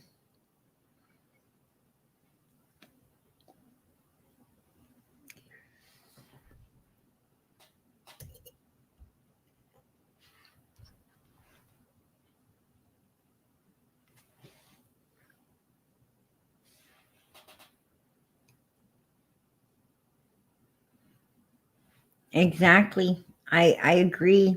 I agree, Rosa. PG, my kids were not ever allowed to sleep over anyone's house. Hell no. They can sleep here. My best friend kept my secret since I was 12. I had best friends that I didn't ever tell. To this day, they had no idea what went on under my roof. Absolutely not. They had no idea the hell that I went through. Absolutely not. It's something that I was so ashamed of, absolutely. I just didn't want to share with anyone, when I was 15, I told the school. I went to a counselor and I told a school, and I was treated like a liar. I was treated like a liar and sent away. Out of the office, sent away to go live and deal with it. Right? I was not believed at all. And that broke my heart. All I wanted was out of it. I wanted it to not ever happen no more. But nobody got me out of that hellhole. No one got me out of that hellhole. I had to get myself out. Right?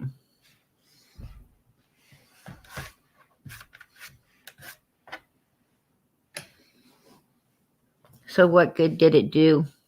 What good did it do to speak up when you're treated like that?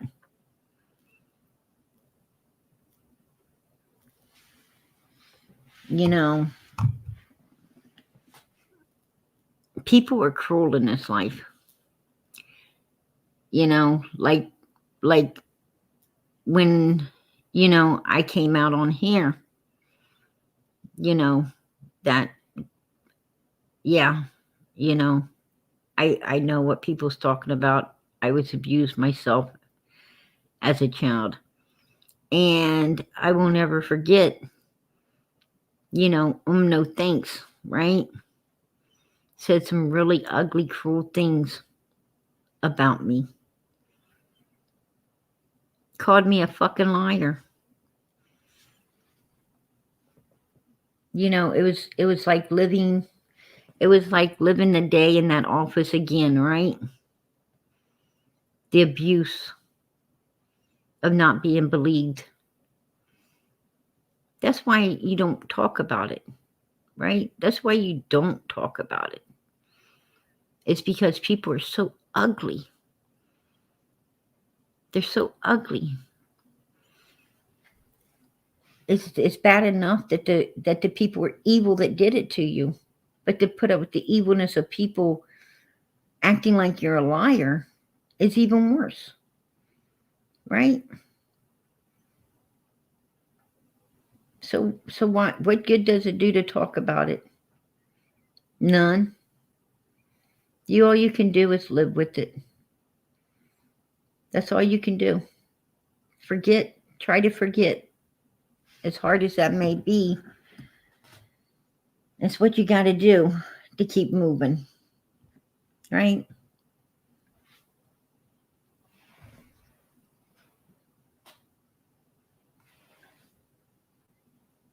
Exactly. You do. You feel shameful and dirty. You crawl inside yourself. I got hit so hard.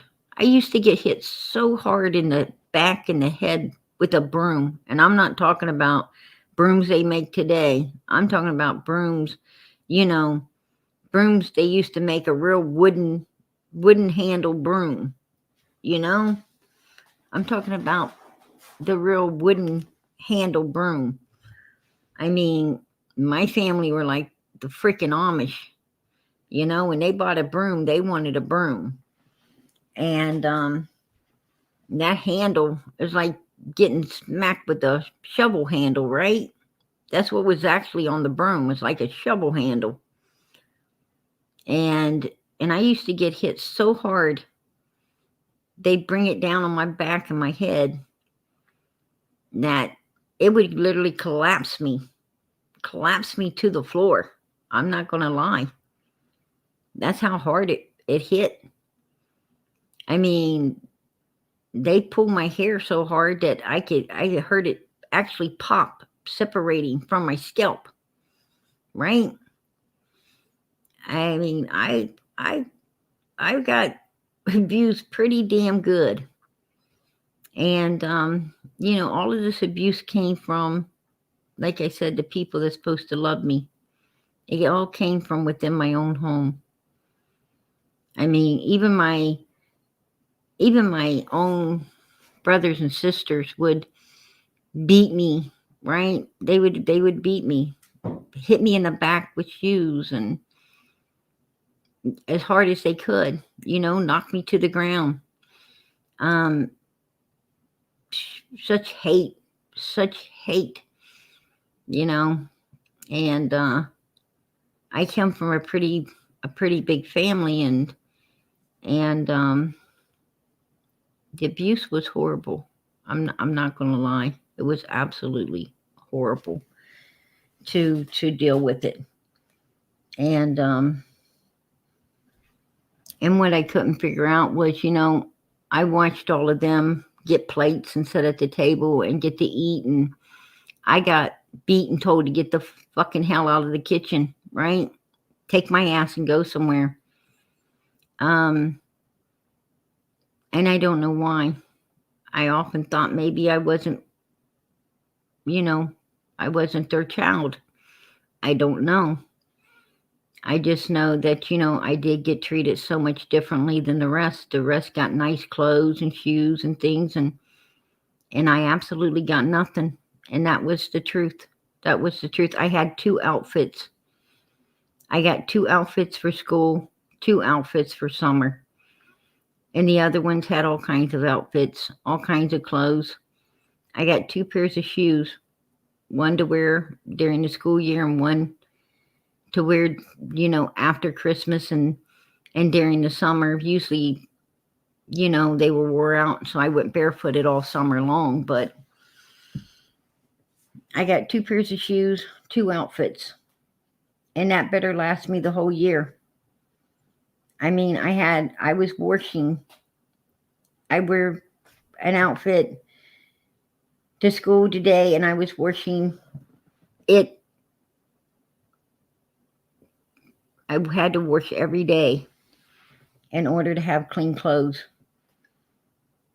And kids would ask, didn't Didn't you wear that yesterday? No, the day before. Don't you have any clothes? You know, what do you do at that point? Hold your head in shame, right? Kids snigger at you. They laughed at you. They, you know, it was horrible. It was horrible. I went to work 15 years old. So my parents didn't buy me nothing. Absolutely nothing after I turned 15. Except a coat. They bought me a coat. Christmas, I turned 16. They bought me a coat for Christmas. And when I turned 18, they bought me a wristwatch. And that's the only 2 gifts I ever got out of my parents after 15 years old.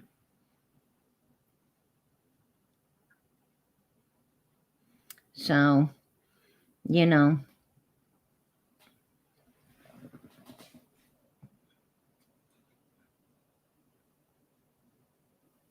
from there I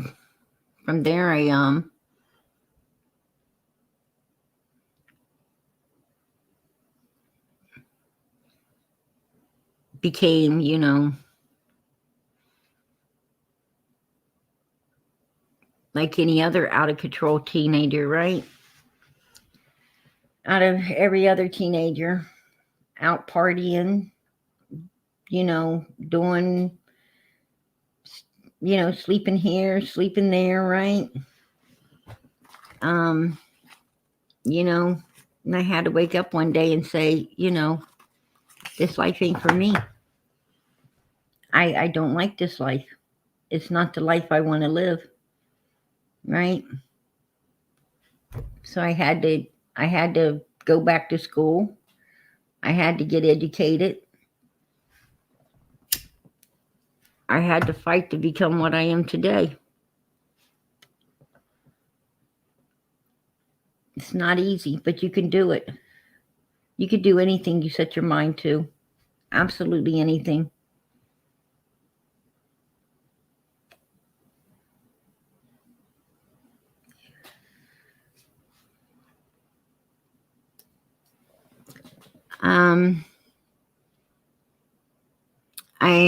I had a sibling. I had a sibling 3 years older than me. And I had a younger sibling that was about 3 years younger as well.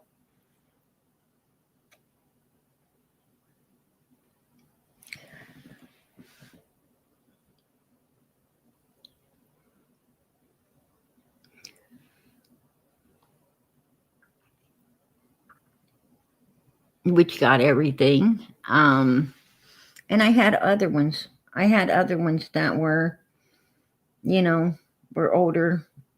Also, I had a sibling 3 years older, a sibling 4 years older, a sibling 5 years older. I had a lot of siblings. Like I said, I came from a very big family.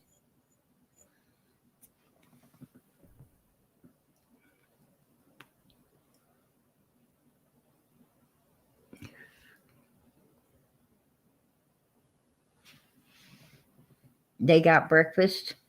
I went out the door with no breakfast. No money for lunch.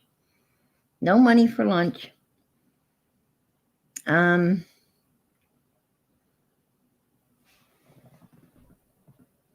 They got breakfast. They got, matter of fact, it was a priority for them to get breakfast. I could always get the hell out. That's all I ever heard is I could get the hell out. Right? Matter of fact, you don't know how many nights I slept in that hallway because they slammed the doors and wouldn't let me in to sleep in a bed. And that was okay. That was okay for them to do that.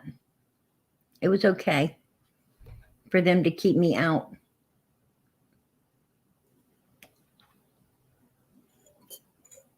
And at that time, I was 5, 6 years old.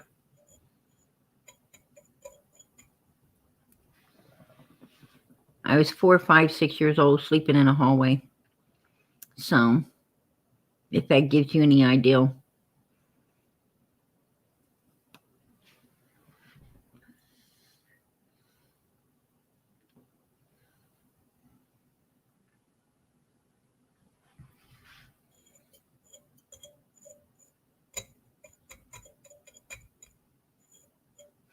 You know, and I don't share this story for a pity party. I share this story, for those out there, letting you know, I understand how bad abuse is. I share my story for Quinton, for Summer, for these children out there being so abused and unloved. It's not right. It's not right. Every child is perfect. Every child should be loved. This little boy, look at him. Look at him. My God, he's beautiful. He is so beautiful. Who could not love this baby? Who could not love the smile on this little guy's face and care about him? What kind of monster could abuse this beautiful baby boy? Who the fuck could do this? How selfish, self-centered, and ugly, how black is your fucking heart to do such an evil deed to a child? It sickens me. It absolutely, positively sickens me to see a child like this be abused.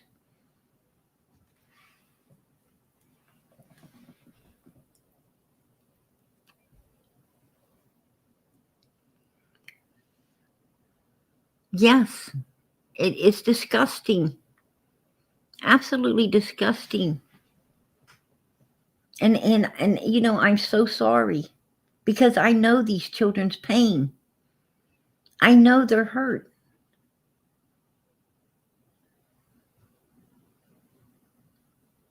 A lot of us do. A lot of us do. Because we met up with the same type of evilness, right? We just survived it. We just survived it. And we're supposed to call ourselves lucky. We're supposed to call ourselves lucky, right? Well, if you ask me, Quinton's the lucky one. Because he's in the arms of God now. He's in heaven, right? We're still here. We're still here. We're still living with it, right? We're not that lucky. Trust me.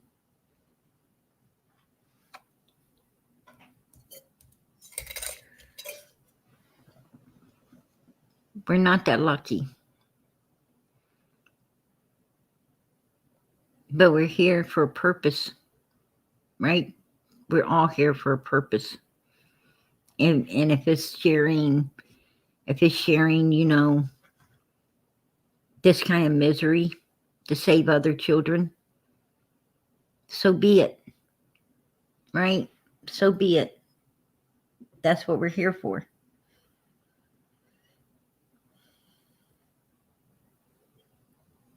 God left us here for a reason. We got to find it and put it to use. I've always felt that I was left here to help others, and I always have. I always have, That's how I survive. That's how I survive, I don't ever think about me. I know God's going to do that. I don't worry about PG, right? I don't worry about myself. What I worry about is everyone else. And it takes my mind away from me. It takes my mind, off of all the evilness and puts it onto, puts it onto other people and good things, right? And I do good all the time. And it helps. It absolutely helps to live for others. I don't even think I would know how to live for me. I don't think I know how to live for PG, right? Because when people abuse you that bad, you don't really know who you are. They steal that away from you. They steal that away from you. You won't ever know who you are. All you'll know is you're here, right? All you know is you're here. And you've got a job to do. So do it. That's it.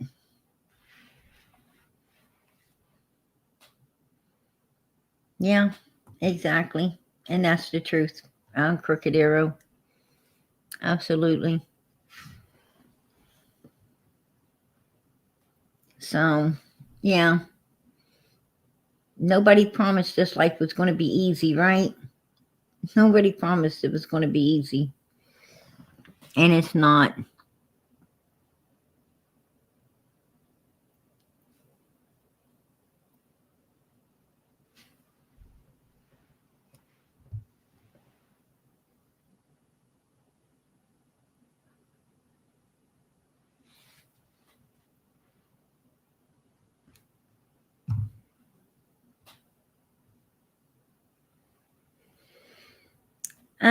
Yes, absolutely. Lenny and Moon. Absolutely. This is the mother I loved. The mother I would have gave my last days for. Absolutely. Children love their parents, regardless to how much misery you go through. You love your parents, Yeah,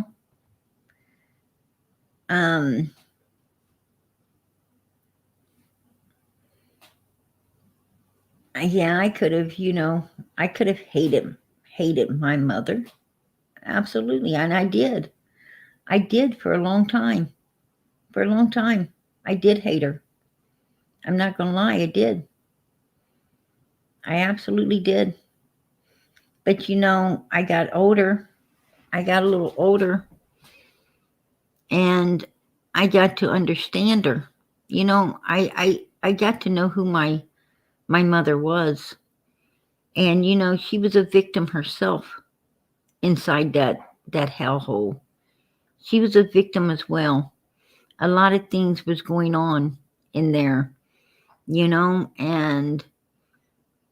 and she absolutely wasn't living the best of life as well, right? She wasn't living the best of life as well. And I don't regret getting to know her. I don't regret, loving my mom the way I ended up loving her. Absolutely not. She was my mother. She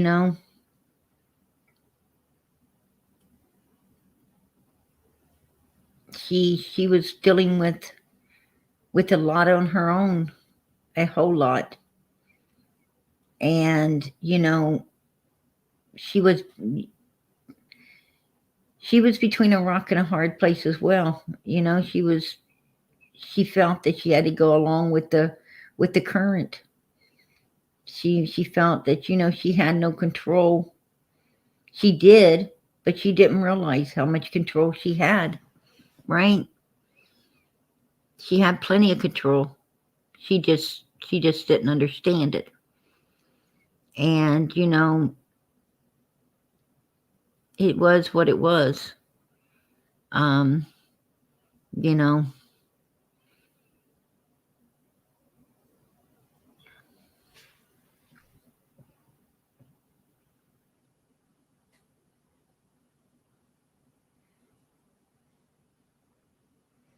Yeah, everybody would have loved to had him.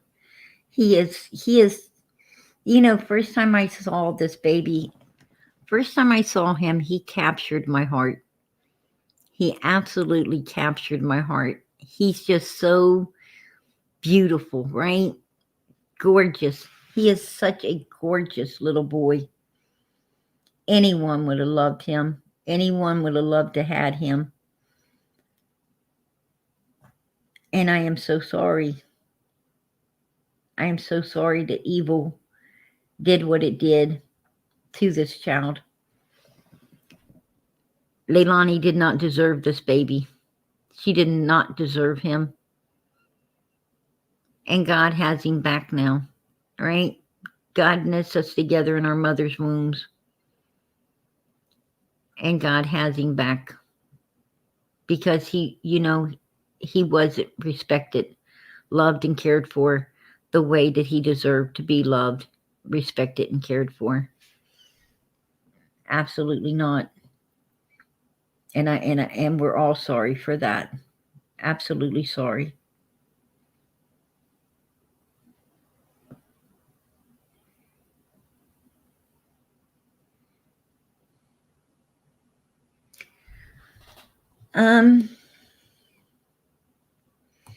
I'm not going to hold my breath on that babysitter. I really ain't. I'm not going to hold my breath on that babysitter. I think that babysitter is kind of taking people to the cleaners in all of this, and I'm sorry for that as well. She keeps changing up her stories. I don't like people that do that. This baby needs solidness on the table, not waivers.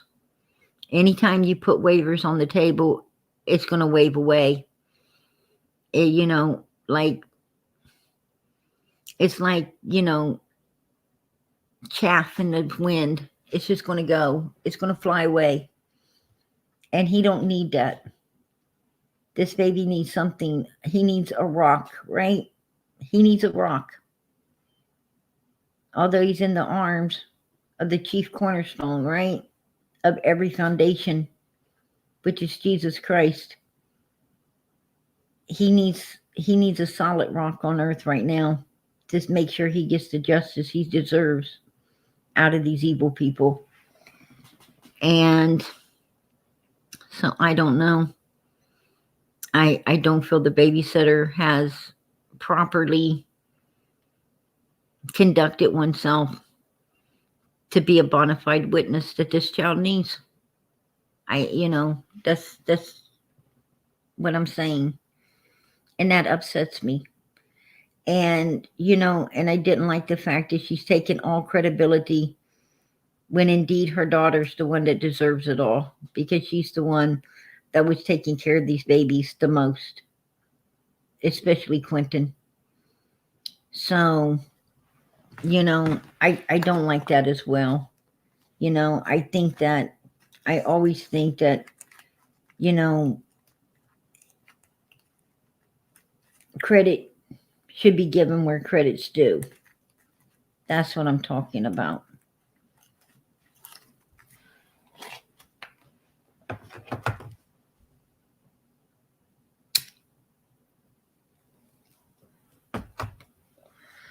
You're so right, Anne. You're so right, Anne Frank. I cannot wait until Jesus splits the sky open for this very reason. Breaks my heart. I'm going to tell you, the sky ain't going to split open when the rapture comes. The rapture comes, it's going to be like a thief in the night. You better be ready.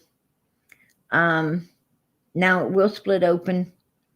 It will split open when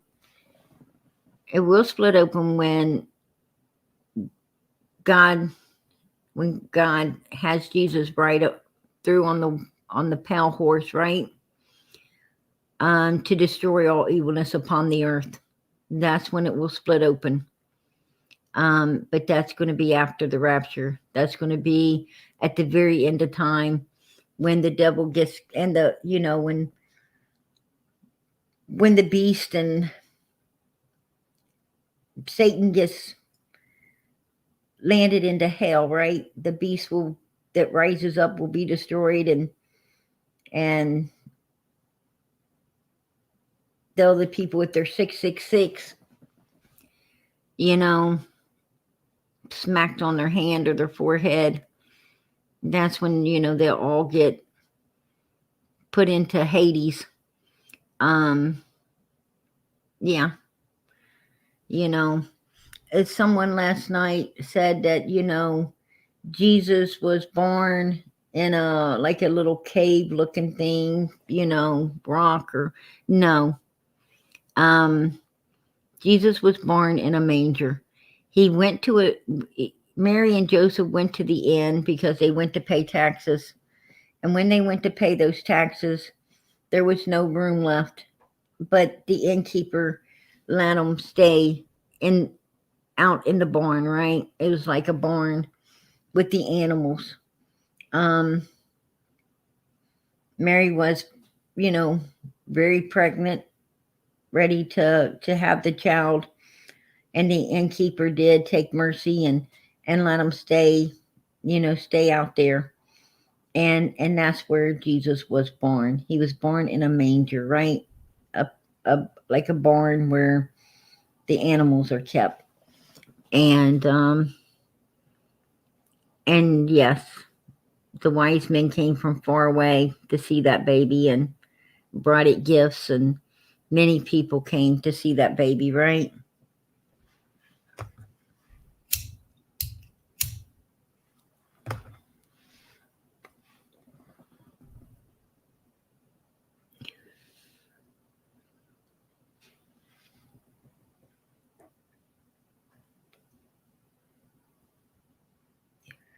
Yeah, they don't need the babysitter. That's true. They don't. To prosecute her ass, they don't. And, I'm going to be honest. The thing that worries me is we do not want any more children abused in this world, right? And if indeed the letter is truth, and Danny was, Danny partook into abusing this baby boy,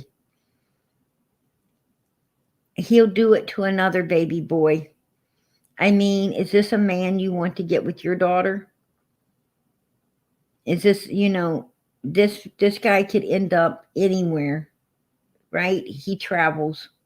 He could end up anywhere with anyone's daughter and end up abusing another child if indeed this, this is true. And does another child deserve to be abused like that? We don't know what he did to Quinton, but I think it should be investigated, right? It needs to be investigated.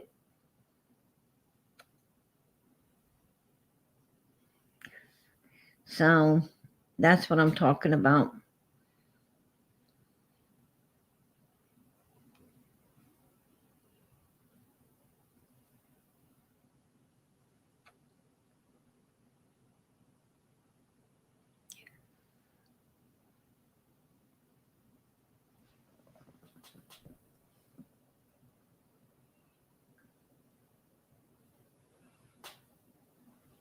Rosa, you were a beautiful, beautiful sister.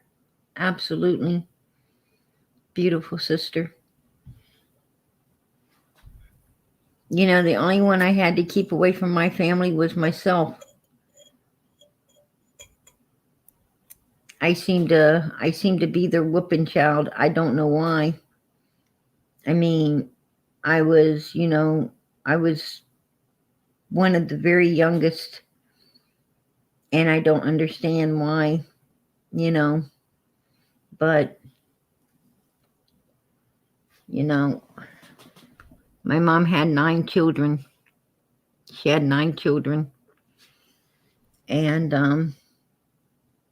they were all assholes. Trust me. Every one of them were fucking assholes. I'm not gonna lie. They're all fucking assholes. In all truth, I have really nothing to do with any of them except an older sister that I talk to once in a while. And that's about it.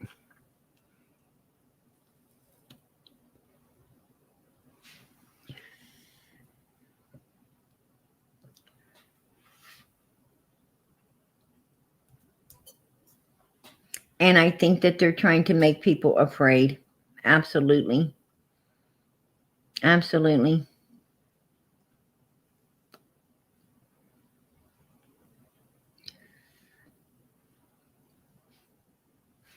And I tell you, all them kids my mother done so well, worried about them having food and clothes and taking such good care of them, and handing them money over, money and everything. Um, not a damn one, not a damn one stayed behind to take care of her but me. Not a damn one. None of them wanted nothing to really do with our mother. Um, even though she was so good to them. So there you go. You know, you think you treat your child so great, they're going to be there for you. You're going to find out so differently, right? You're going to find out so differently.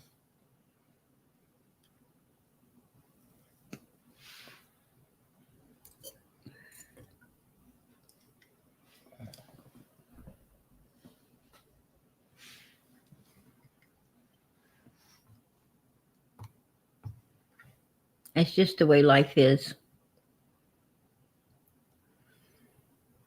But as far as the babysitter goes, I don't know. I just don't think her credibility would hold up in court any longer. I've listened to her from the beginning. I've been there. I made sure I'm front row, right? I make sure I'm front row when this lady was talking. And I left front row. I left front row after I heard her change her story about the belt marks. And I kind of went to the back. And then the way she changed up her story about, being home and then at work with the water incident, I'm like, fuck that, I'm out, right? I don't need to listen to this lady any longer because, her credibility's out the fucking window. I'm done, right? I'm done. It, I have nothing for her. Absolutely not at all. And I'm sorry. I mean, that's just my opinion, and everyone's entitled to their opinion. I don't expect anyone to believe the way PG believes, I don't push for that at all. I respect everyone here. I respect everyone's opinion, and I'm not saying that anyone has to think like me. You don't. Absolutely not. You do not. I'm just, I just put it out there because you can take it in consideration, right? You can take it in consideration. These are my personal feelings when it comes to the babysitter. Because, like I said, I do my homework. Everybody here knows that PG does her homework. I don't come here with, I don't come here with no lies at all. It's just not who I am or what I am or how I am. You all know that, and I don't have, a great big giant fan club. Absolutely not, because of the way I'm so truthful and I know it. And, that's okay with me. That's okay with me because that ain't even why I'm here. I'm here because I love these kids and I want these kids done righteously, right? I want everything done righteously for them. And I don't want none of us putting up with people's bullshit. I don't want none of us putting up with anyone's bullshit. If they lie, we're going to call it out, right? We're going to call out all indiscrepancies.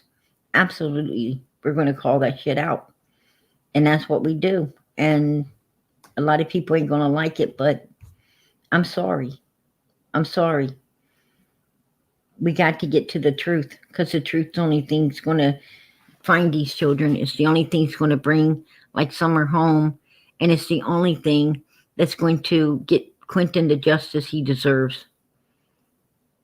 And that's all I'm here for. And all I'm after is to get the right things done for these children.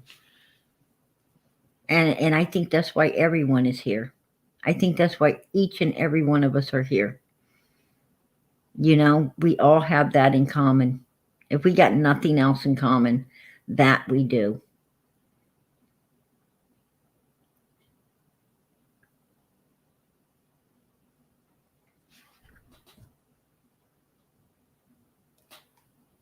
All right. I'm going to play Summers and Quinton's song out as I do every night. I'm going to ask everyone, like I said last night, I brought this back to the table because we wasn't able to get everything out last night, right? We was not able to get all the content that was brought to the table on the table last night, which, it was great having people up on panel. I always love to see people up on panel. Absolutely. We are a we thing here, not a me thing. And I love to see people on panel. And I'm sorry we didn't get all the content out last night. So I'm, like I said, I was bringing it back.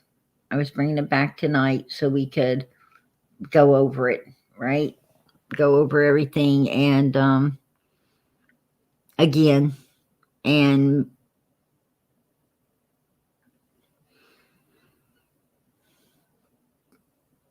view it all so that we can make sure that we follow this case close.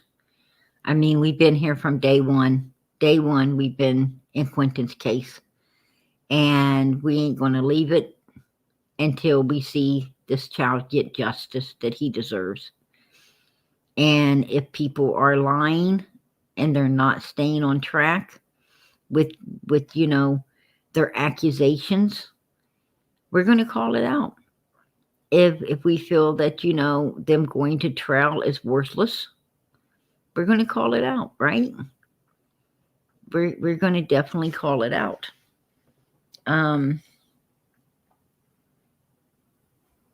Because we're all supposed to be doing what's right for this child, no one else. And if the babysitter is a coward and had a faint heart, she shouldn't have ever got into it to begin with. She should have talked to police only, and moved on, right? She didn't have no business. If you're weak and a faint heart and you're going to change up your story to appease this evil fucking family out of fear, or the people out here want to be a people pleaser instead of holding your ground, then you had no business stepping out like you were for this child, because obviously you were not. Maybe you was at the beginning, but you no longer are. And when you made the decision to no longer be, to hold the truth and be firm and for this baby, you lost all credibility, because changing up your story just fucked his case up, right? It just messed it up. And now they can take your indiscretions like that and use it against you, to where he won't get the justice that he deserves. So I don't have no respect for that. I'm sorry. That's all I was saying tonight, where the babysitter's concerned. That's all I was saying. As for her daughter, I don't know. Her daughter hasn't really came out and spoke a lot, and I'm sure she knows the truth about all these things. And hopefully she didn't develop some crush upon Danny, to where she will, not do what's best for Quinton. I hope that ain't the case, because Danny don't give a flying fucking rat's ass about that daughter. Danny's living his life how Danny wants to live his life, and he will be moving on and forgetting that daughter ever existed. So that daughter needs to really, speak up for this baby and do what's right for this baby and no one else. and do it without fear, because there's nothing to fear but fear itself, right? No reason, what I'm saying is, if them evil bastards going to do something, they're going to end up doing it anyway. So please stand up for this child, and be ready to stand up for oneself, because evilness ain't that hard to destroy, right? If it's trying to destroy you, it can be destroyed. Remember that, and stop cowering off in a corner somewhere, right? Nobody needs to cower off in a damn corner. Do what the fuck you have to do. You only live once. Get it done. And don't cower back from no one. You ain't got time for that shit. I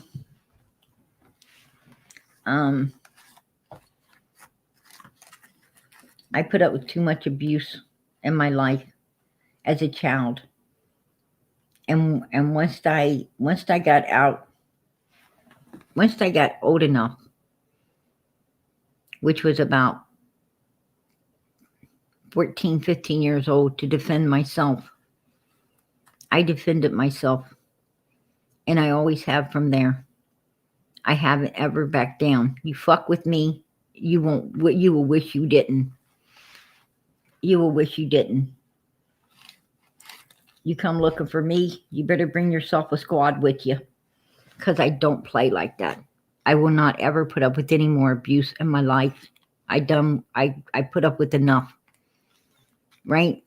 In my own household, with the bastards in there. I refuse to put up with it ever again. And that's just a mind frame that I've always had. And I don't cause any trouble, but by God, I won't back down from it either.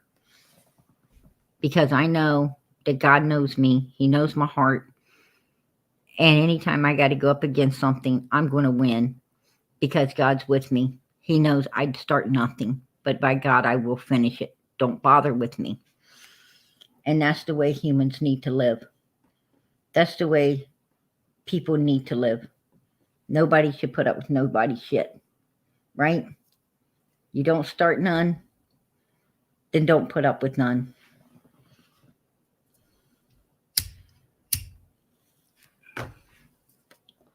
I would have been very good to the bastard I had to put down, if they could have just been good to me. So do I feel sorry for putting them down? Hell no, I don't. I don't. And I will go to bed and sleep just fine. Evil can only blame itself for the shitty things it does. And that's just, how I feel about it. So I hope the babysitter's daughter does what's righteous for this little boy. And I hope she stands her ground, even though her mother didn't, right? That's what I hope. All right. I ask that you pray for Summer. Summer still has not been found. That's a case that's really getting to me right now. We are going to get back on Summer's case. We're going back to the beginning, as I said a few days ago. We got a good start on that. I'm going to pull that forward again, and see how many indiscrepancies we can find in that case as well, that could bring or shed some type of light on what happened to her as well. I think Summer's case is a whole different ball game than Quinton's. Quinton's case was a little more isolated to the family.